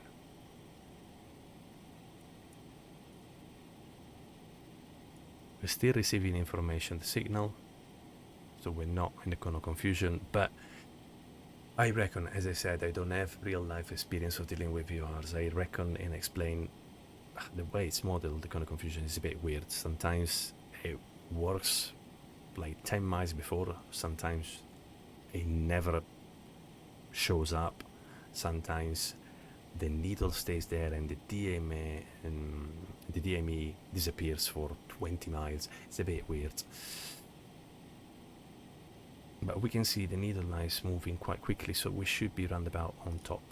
For DME, we turn 339, we should be now on top of the VOR. Now we can check here, and we are. So this will be unreliable now, because we are in a cone of confusion. You can see the needle is spinning, and this triangle, this arrow, now turned behind us. We know that we passed the VOR. So, and now we're starting to recapture the signal because we're flying away from the VOR. We'll give it a few miles anyway. Always follow this one. When this spins from the front, from in front of you to behind, it means you've just passed the VOR, and it will do the same with this needle over here.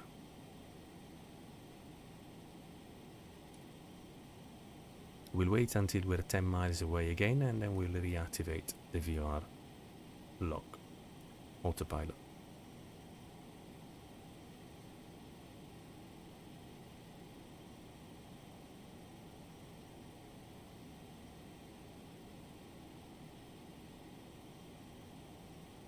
Yeah, we are pretty much on course, so that went very well.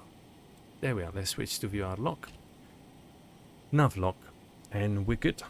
Now to recap, whenever you are in doubt of what you're doing, check your radio. 112.1.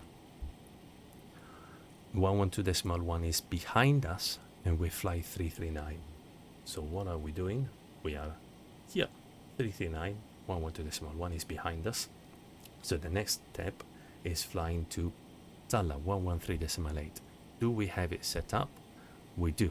113.8. It's already on standby here. And we have 339 set on the course here. Perfect. Talla is 100 miles ahead of us.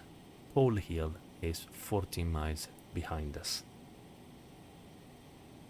The next one is going to be the Glasgow VOR 115.4, and we can set that up already on the nav2 standby. 115.4.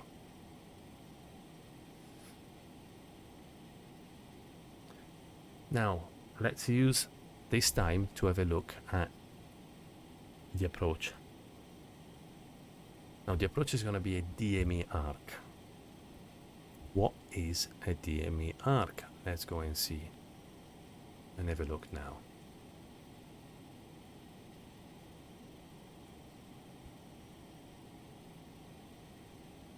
Okay, DME arc. This is the VOR lock DME runway 05 into Inverness. A DME arc is an arc, which is, well, an arc because it's a section of a circle that is drawn from a navigate, so a radio signal, at a specific DME distance. That's why it's called a DME arc. Now in this case there are two options for this approach. You have the option of doing a DME arc based on the INS VOR, which is the Inverness VOR, or based on the ILN, India Lima November localizer, which is the localizer for the approach for the ILS. That's why the distances are slightly different. So it's 16 from INS and 15.4 from the ILS. We're going to be using the VOR, so I can show you then how to switch from the VOR to the ILS at the last minute on the last turn. Now, what is the idea of a VOR, as we said, or of a DME arc? As we said, it's an arc around the navigate at a specific DME distance. So the important thing is that you fly in a circle around the navigate, in this case the VOR, always at a specific distance, which is 14 degrees. So 14 degrees, 14 nautical miles, sorry, 14 nautical miles. So how do we do this? What we have to do is to keep the VOR tuned in, so we get a consistent signal, DME, and that will be displayed, well, on our system, on our plane, and we can check that we are always at 14 DME. Well, it's a bit approximated on the 737-200 because, as we said, we don't have decimals. Okay, so that's going to be a little bit difficult, but we're gonna try and do it. Now, the way you perform the maneuver is we're going to be for all this bit over here, we're going to be on a course onto the INS reciprocal of 190. So this is the radial 190, so we will be at 010 into the VOR. When it comes to when we're at 16 DME from the Inverness VOR, we're going to have to perform a left turn. We started at 16, we're going quite fast. By the time we finish the turn, we're going to be at 14. Now we're going to start a left turn, which is going to be at 90 degrees from, well, it's not 90 degrees from this one, because you can see 90 degrees will make you fly that way. It's going to be 80 degrees. It is 90 degrees from the next radial. Now, to track your progress onto this circle, you're going to have to set the radial on subsequent radials from the VOR and then tracking the needle. Now 190 we do normally on increments of 10 degrees. So from having 190 tuned, we'll tune 200 as a course. We'll wait until we intercept the 200 and then we will tune 210, 220, 230, 240 and so forth and so on. Every time you set a radial, you fly a 90 degrees intercept to it. So effectively, you tune the 200, you fly perpendicular towards it, and so forth and so on. So you're not flying an exact circle, but you're flying a polygon with 36 different sides, which is a good approximation of a circle. Now, to see if I can show you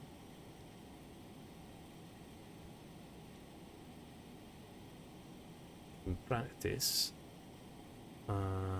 DME arc. Let's bring that up here.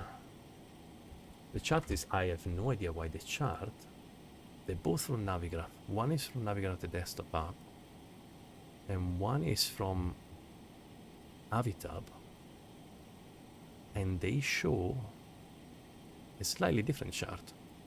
You can see here, this is a bit more confusing because this one shows as well cat A and B and cat C, but we are a cat C plane, so you can see here what we were following: 16, 14 DME and etc.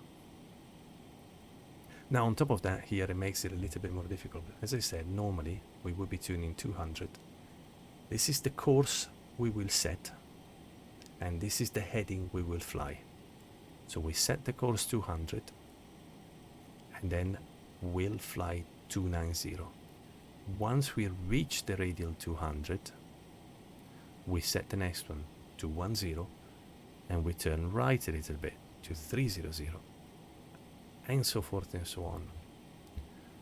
Now here we're gonna have to do it slightly different. I put 210, but there is an instruction at 212, which is at 212 we need to descend from 4,000 to 2,700. So we will need to bear that in mind. So we can write that down. Now also, while we were chatting about this, we are 66 miles away from the VOR behind us, 48 miles from the one in front of us. So now we can switch between one or the other. The course is going to be the same. So all we're going to do, remember, before switching any VOR stations, well, frequencies, we revert to heading. So first we go to heading, then we move to the next VOR, which is the 113.8. The course stays the same. As you can see, this one moved a little bit and then it's coming back in. So here the deviation wasn't very much. So they were pretty much both on 339. And now we revert to VOR lock. There we go. Now we switch the VOR to, now that we have everything programmed, we switch to the next one, which is the Glasgow 115.4. We're already picking it up. 115.4, and the course is going to be 304. Let's set up the turn. So here we will need to avoid the cone of confusion. Well, we could fly directly onto the 304 to Glasgow, but let's do it in a way that we try to avoid the cone of confusion, just to practice that a little bit. So once we come here, we will need to start our turn roundabout over here, avoid the cone of confusion, recapture the signal from Talla on a 304 and fly that out, and then switch to this and fly in.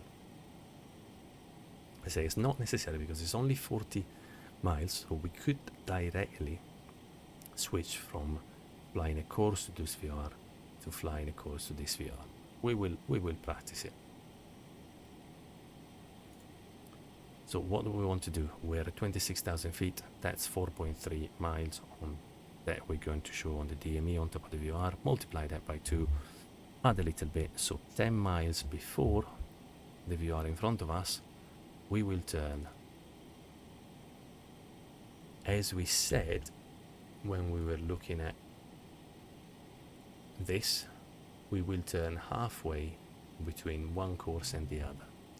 So the current course is 339, the next course is 304, that's 35 degrees, so let's turn 18 degrees,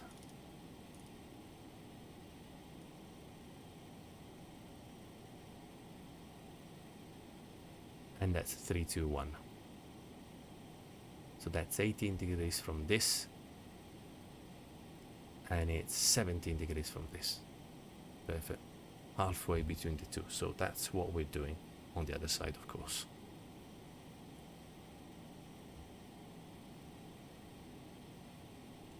So all we're going to do, 10 miles from the VR, we will revert to heading. We will start a left turn towards 321. We will not switch the VR. We will keep tuned on the same VR. Let's set up already the next one here.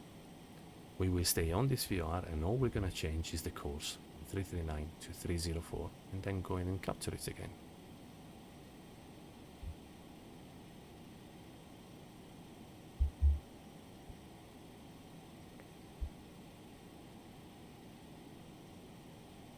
So what we're going to have to do,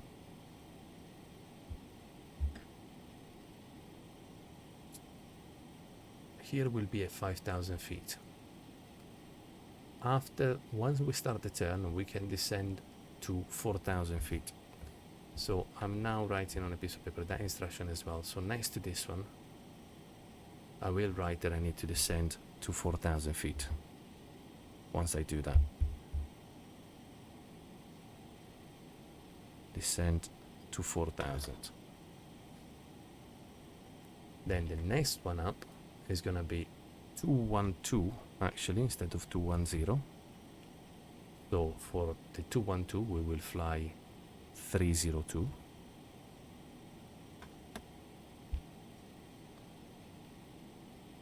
And then we will descend 2,700. Hold that thought for a second. We're nearly at 10 DME. Let's start the turn. Heading select 321. Change the course to 340 and wait until we intercept that.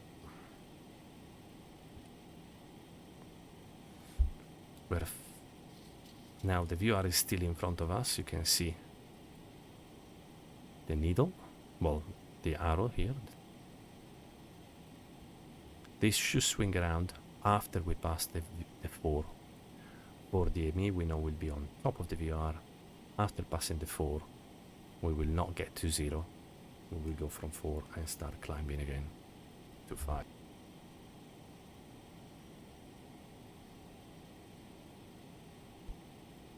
So around about 4 DME, we will see this one turning around.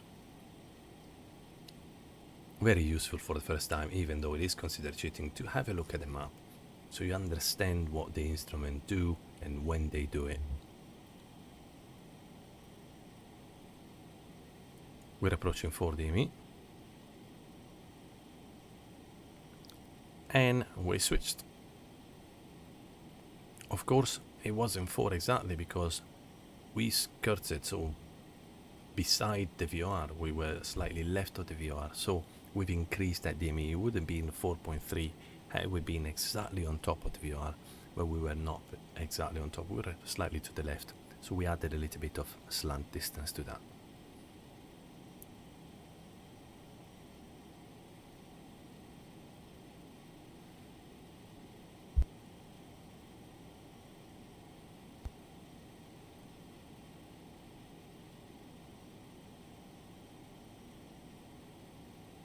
So soon, around 9 DME, we should start intercepting.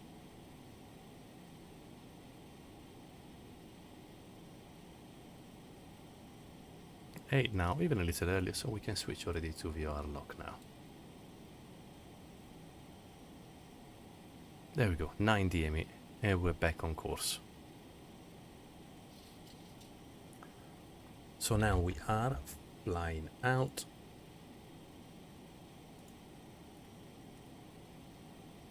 Again, let's see what's happening. This is green, 113.8. The arrow is behind, so we are flying away from the 113.8 on a course of 304. So we are at this point over here.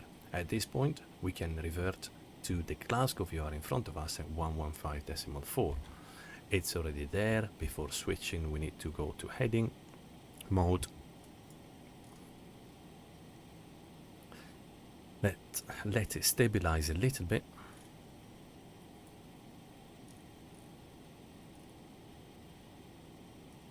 Okay, we can do it quickly. Synchronize the heading.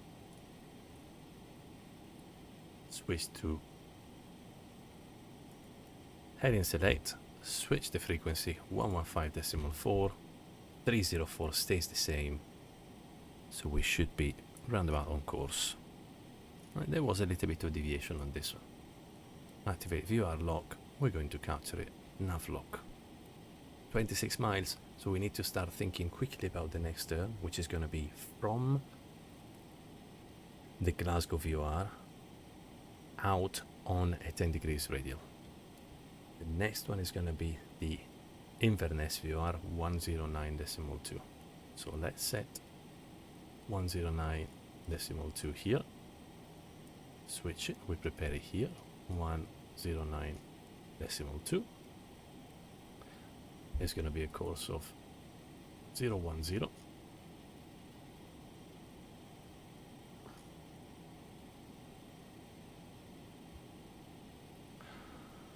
Okay, and we're not picking up the Inverness VOR at the moment. You can see this is 0, and here this little DME window is blanked. So even if we wanted to, at this point we couldn't fly a course to that VOR. So we're about to come here. We couldn't fly a course onto the VOR here. So we have to fly a radial out the Glasgow VOR. It's a pretty tight turn, so let's see how to do that intercept. It's 010. We're currently doing 340. So we're gonna want to do an intercept of 30 degrees. 30 less than 010 is 000, 350, 340. 340 is only 26 more than this, so that's not enough. Let's do in between the two. Once again, we want to start the turn 10 miles before the VOR to avoid the cone of confusion here. So we're going to make that turn at 10 miles.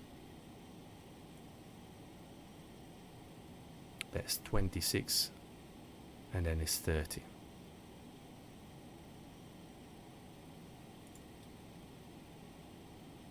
There we go, heading select.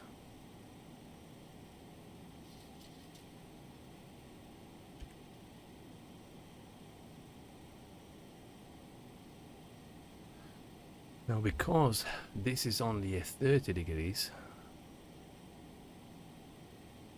we might... No, we should be out of the confusion. It should work out. Okay, at this point, we turn the course to 010.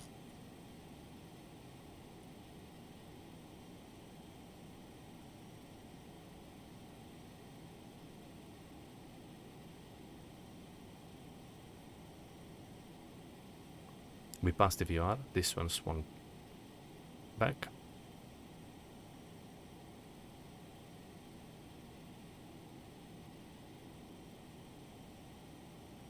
We can track where the VOR is, which is here.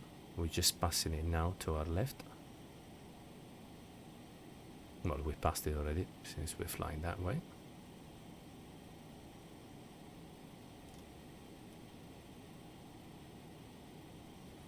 So, very shortly should start coming in.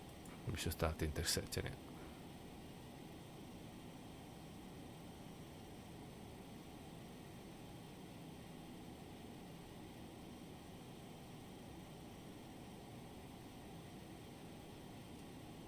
There we go, it's coming in. Let's revert to VOR.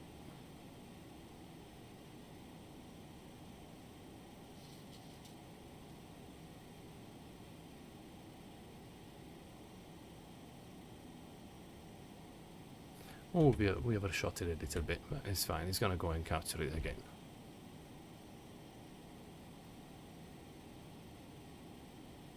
Oh, my last math wasn't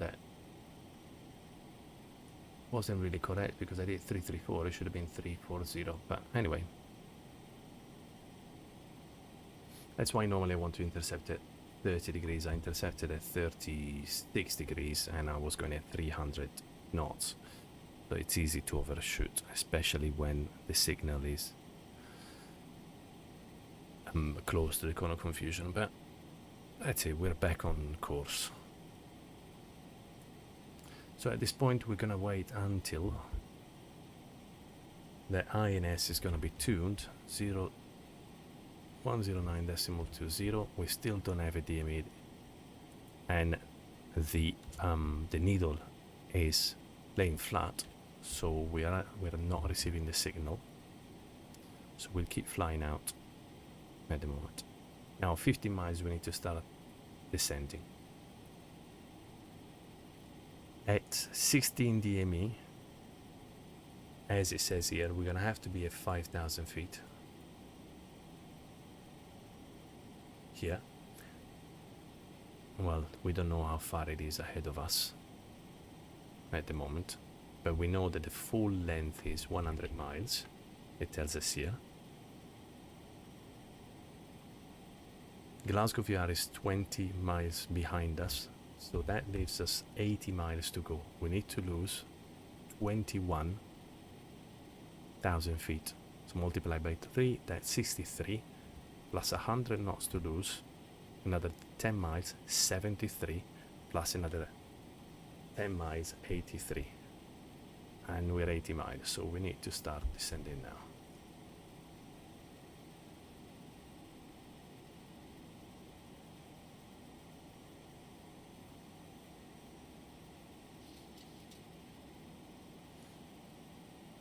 Hold the power all the way back.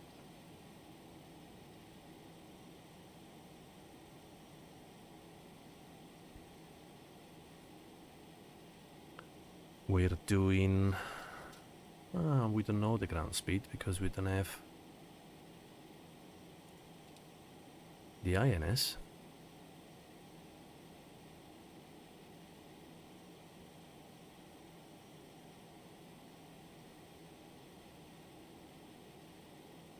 Well, still air, because there's no wind.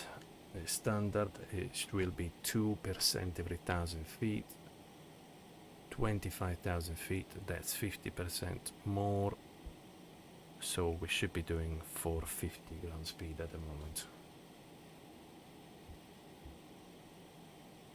So 2,250. That's perfect, that's 3%, 3 degrees. Okay, so let's review again. Oh, oopsie, oopsie, oopsie. Let's review again the steps of the DME arc.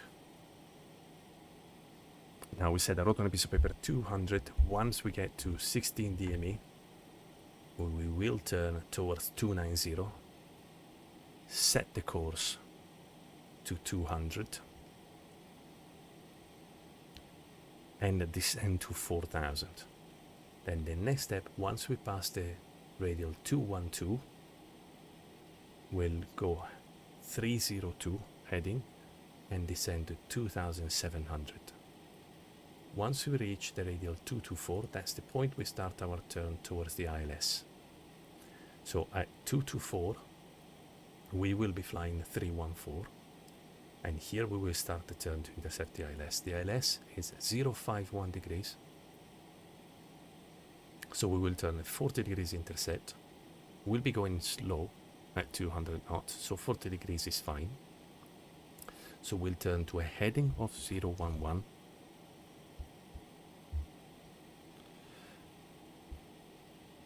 and let's write that, heading of 051, and we will tune the ILS, so on the 108.50 at 51 degrees. So that's the plan. Now we can already tune onto the VOR ahead of us. So once again, set the heading.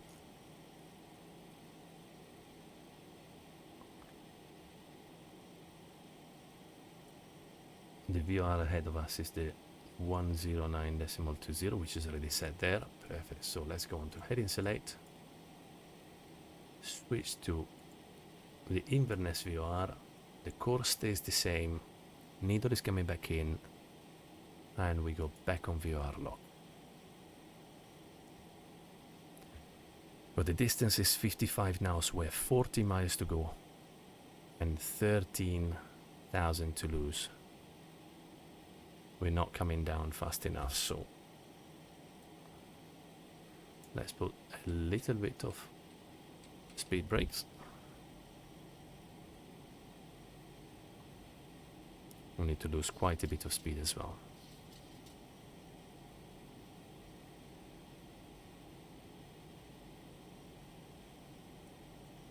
(5,000 feet) is set there. The ILS, there's going to be the approach 108.5, so let's pre-tune that 108.5. We'll activate it here on nav2. We're picking that up already, 49, and the course is going to be 51. At this point we preset it here, 108.5. That's already set. The course is there as a reminder, so when we need it we can just match the course and we're good. It's a 3 degrees slope, so nothing to worry about there. The minimums, so the DA is 200. We're gonna put the DH of 200 because we have only radial altimeter here, so we'll put 200 there. Auto brake a lot because it's a small airport, so the runway is only 1,800, so we'll put medium. Oh, let's go for max. We're not going to do it turn around, who cares. Red hot brakes. Now we are 40 to 26 miles. We need to lose 7 times 3, 21. We need to lose speed as well, so yeah, let's go with these brakes. It's such a slippery plane, the 737-200. I should have added a few miles more. Well, we're going to be okay.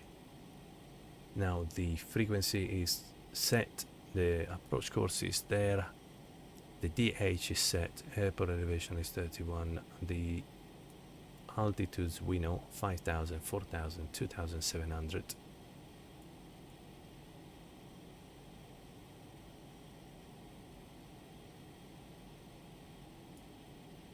We are good, the auto brake is set. Let's do the performance here. Landing plus 40. Set the bugs. VREF is 122. Doesn't tell us the clean speed.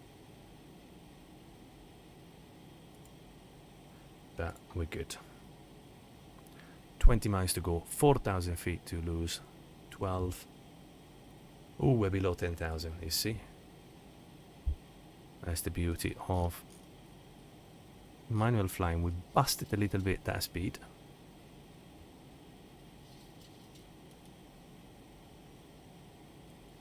Let's get the lights on, otherwise I'll forget them.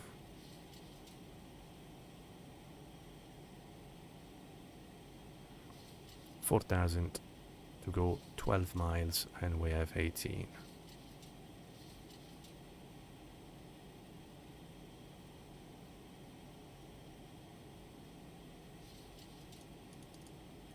Let's make that turn at 240 knots. Recap the next actions. At 16 DME, we turn into 290. We spin the course to 200. And we descend to 4,000.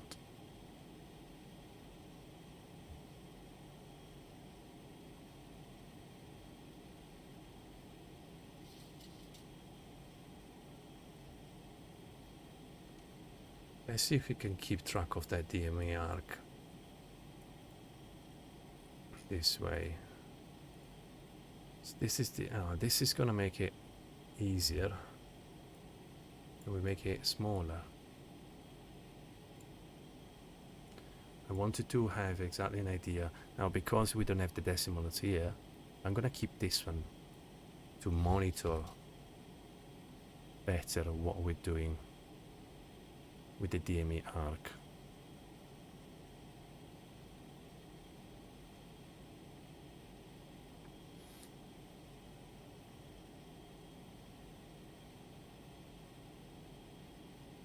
$10 miles to go, 1,000 feet to lose. We're good. Very bad habit is to forget the speed breakout that I normally do, but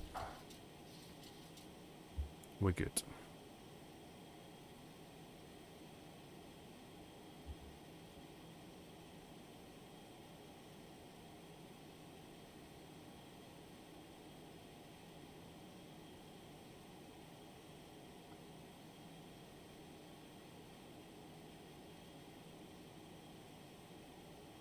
So alt hold, we are in alt hold, so we can prepare already the 4,000. No, it hasn't actually leveled off yet.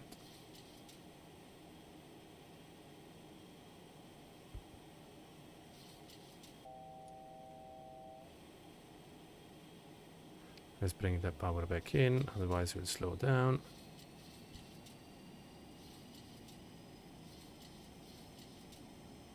Okay, we leveled off at 5,000. 22 DME, looking for 16. Let's set the 4,000. Because we're now in alt hold, so we're not going to descend. And we will switch to ES once we need to descend. 20 miles. As we said, it isn't really important what we planned, so these are not as important as the fact that we need to maintain 14 DME from the VOR.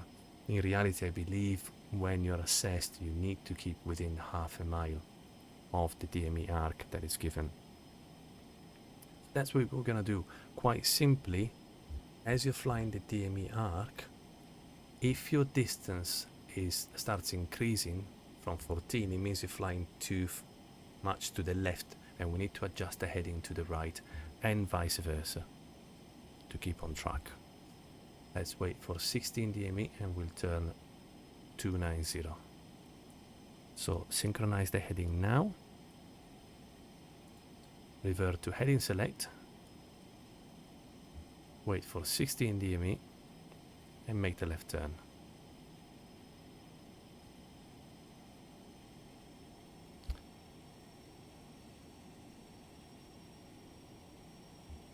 $16 DME 290. turn to 290. We set the course to 200, and this is only to track our progress on the DME arc. You can see that radial is ahead of us, the 200, as we expected it to be. We're turning in 14.7, 14.6, quite slow with 225. Now we need to descend to 4000, so we put yes, put back the throttle, and start descending. 14.2, we're good. The next one we said is going to be 212. So now we're passing the 200 radial.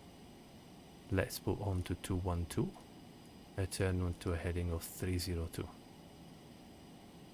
We're slightly out of the 14 DME, so let's turn a little bit more to the right.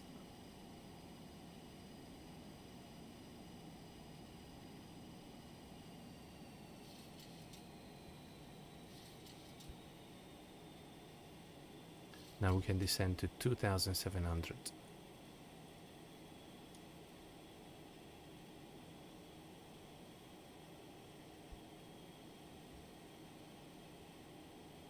We're coming to the 2-1. Oh, we did 213. 212 is coming up now. Switch to 224. And we fly 314. DME is 14, so we're bang on the money.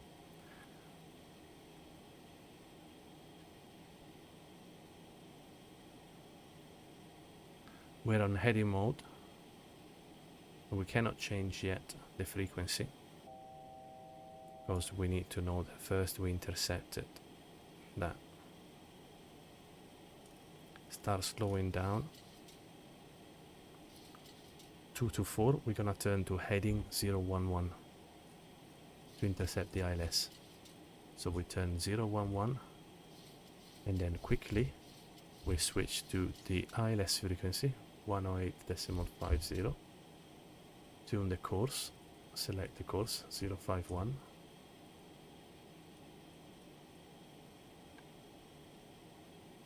and wait until we pick up the signal. The course is coming in. Let's switch to auto up, and we intercepted the localizer. The glide slope is above us. We're at 3000. So we're good. We're still not getting the DME distance from the ILS, but it's okay. We are now at 12 miles, so 11.4 miles, doing 220 feet, 120 knots. We can keep slowing down. Let's put flaps 1. Flaps 2 speed is 230, flap 5 speed is 225.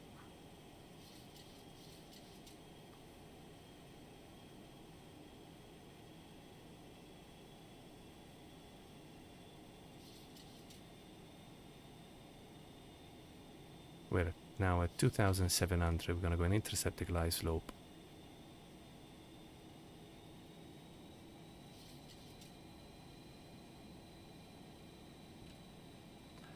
Let's arm the speed brake. Flaps 5.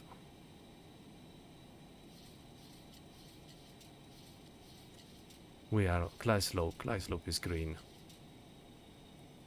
We're good.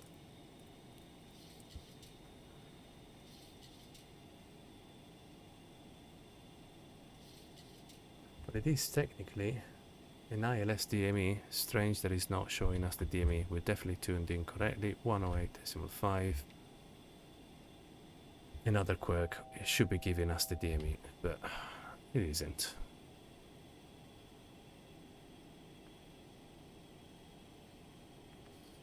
Flaps 10, maximum speed is 210. We're not losing speed, so let's get flaps 10 to lose a little bit more speed. The VREF is going to be 122, so VAP is going to be 127. There's no wind. Strange, it's not picking up the DME. It's very erratic. the behavior of navigating explains sometimes. The other day was giving me the DME. Today it isn't, but it's fine. We'll eyeball it. Start going gear down, flaps 15. Put the power back in a little bit.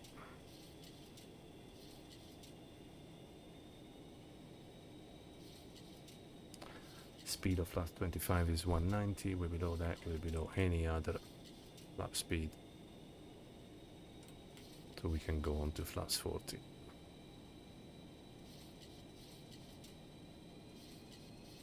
Start adding power. It needs quite a lot of power and it's quite slow to spool up, so we need to anticipate that.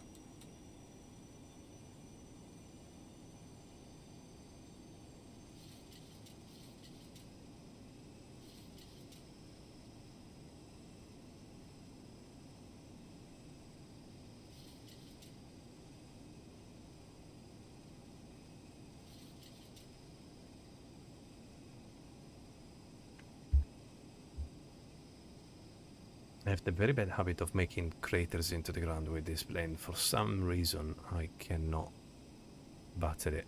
As soon as I take the power off, it just flunks itself onto the runway. But we'll see what we can do. Very strange there's no DME, but anyway. Let's disengage the autopilot. Follow that glide slope indication. Anticipate it a little bit because it's a short runway. Minimums, continue.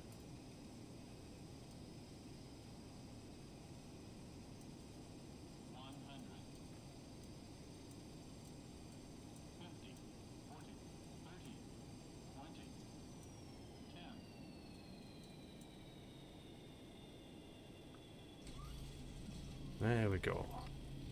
Reversal. Reversal full.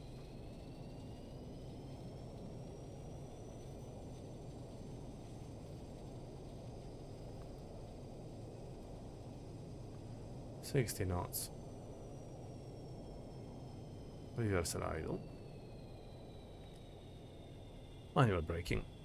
And we have made it.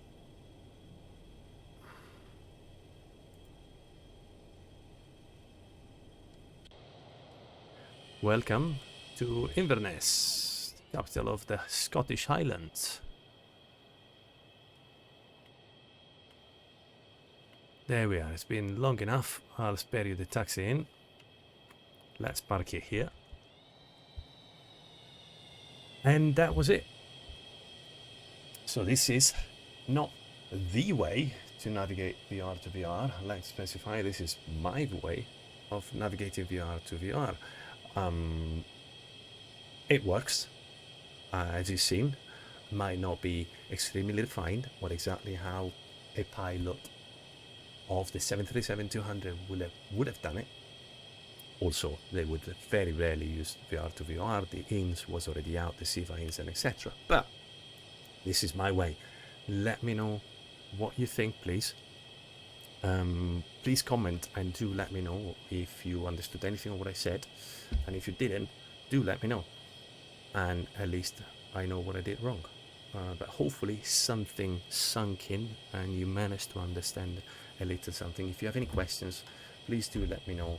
Comment, like if you like it, don't like it if you don't. And thank you very much for watching, and I'm looking forward to seeing you for the next tutorial. Thank you very much again, guys. Bye now.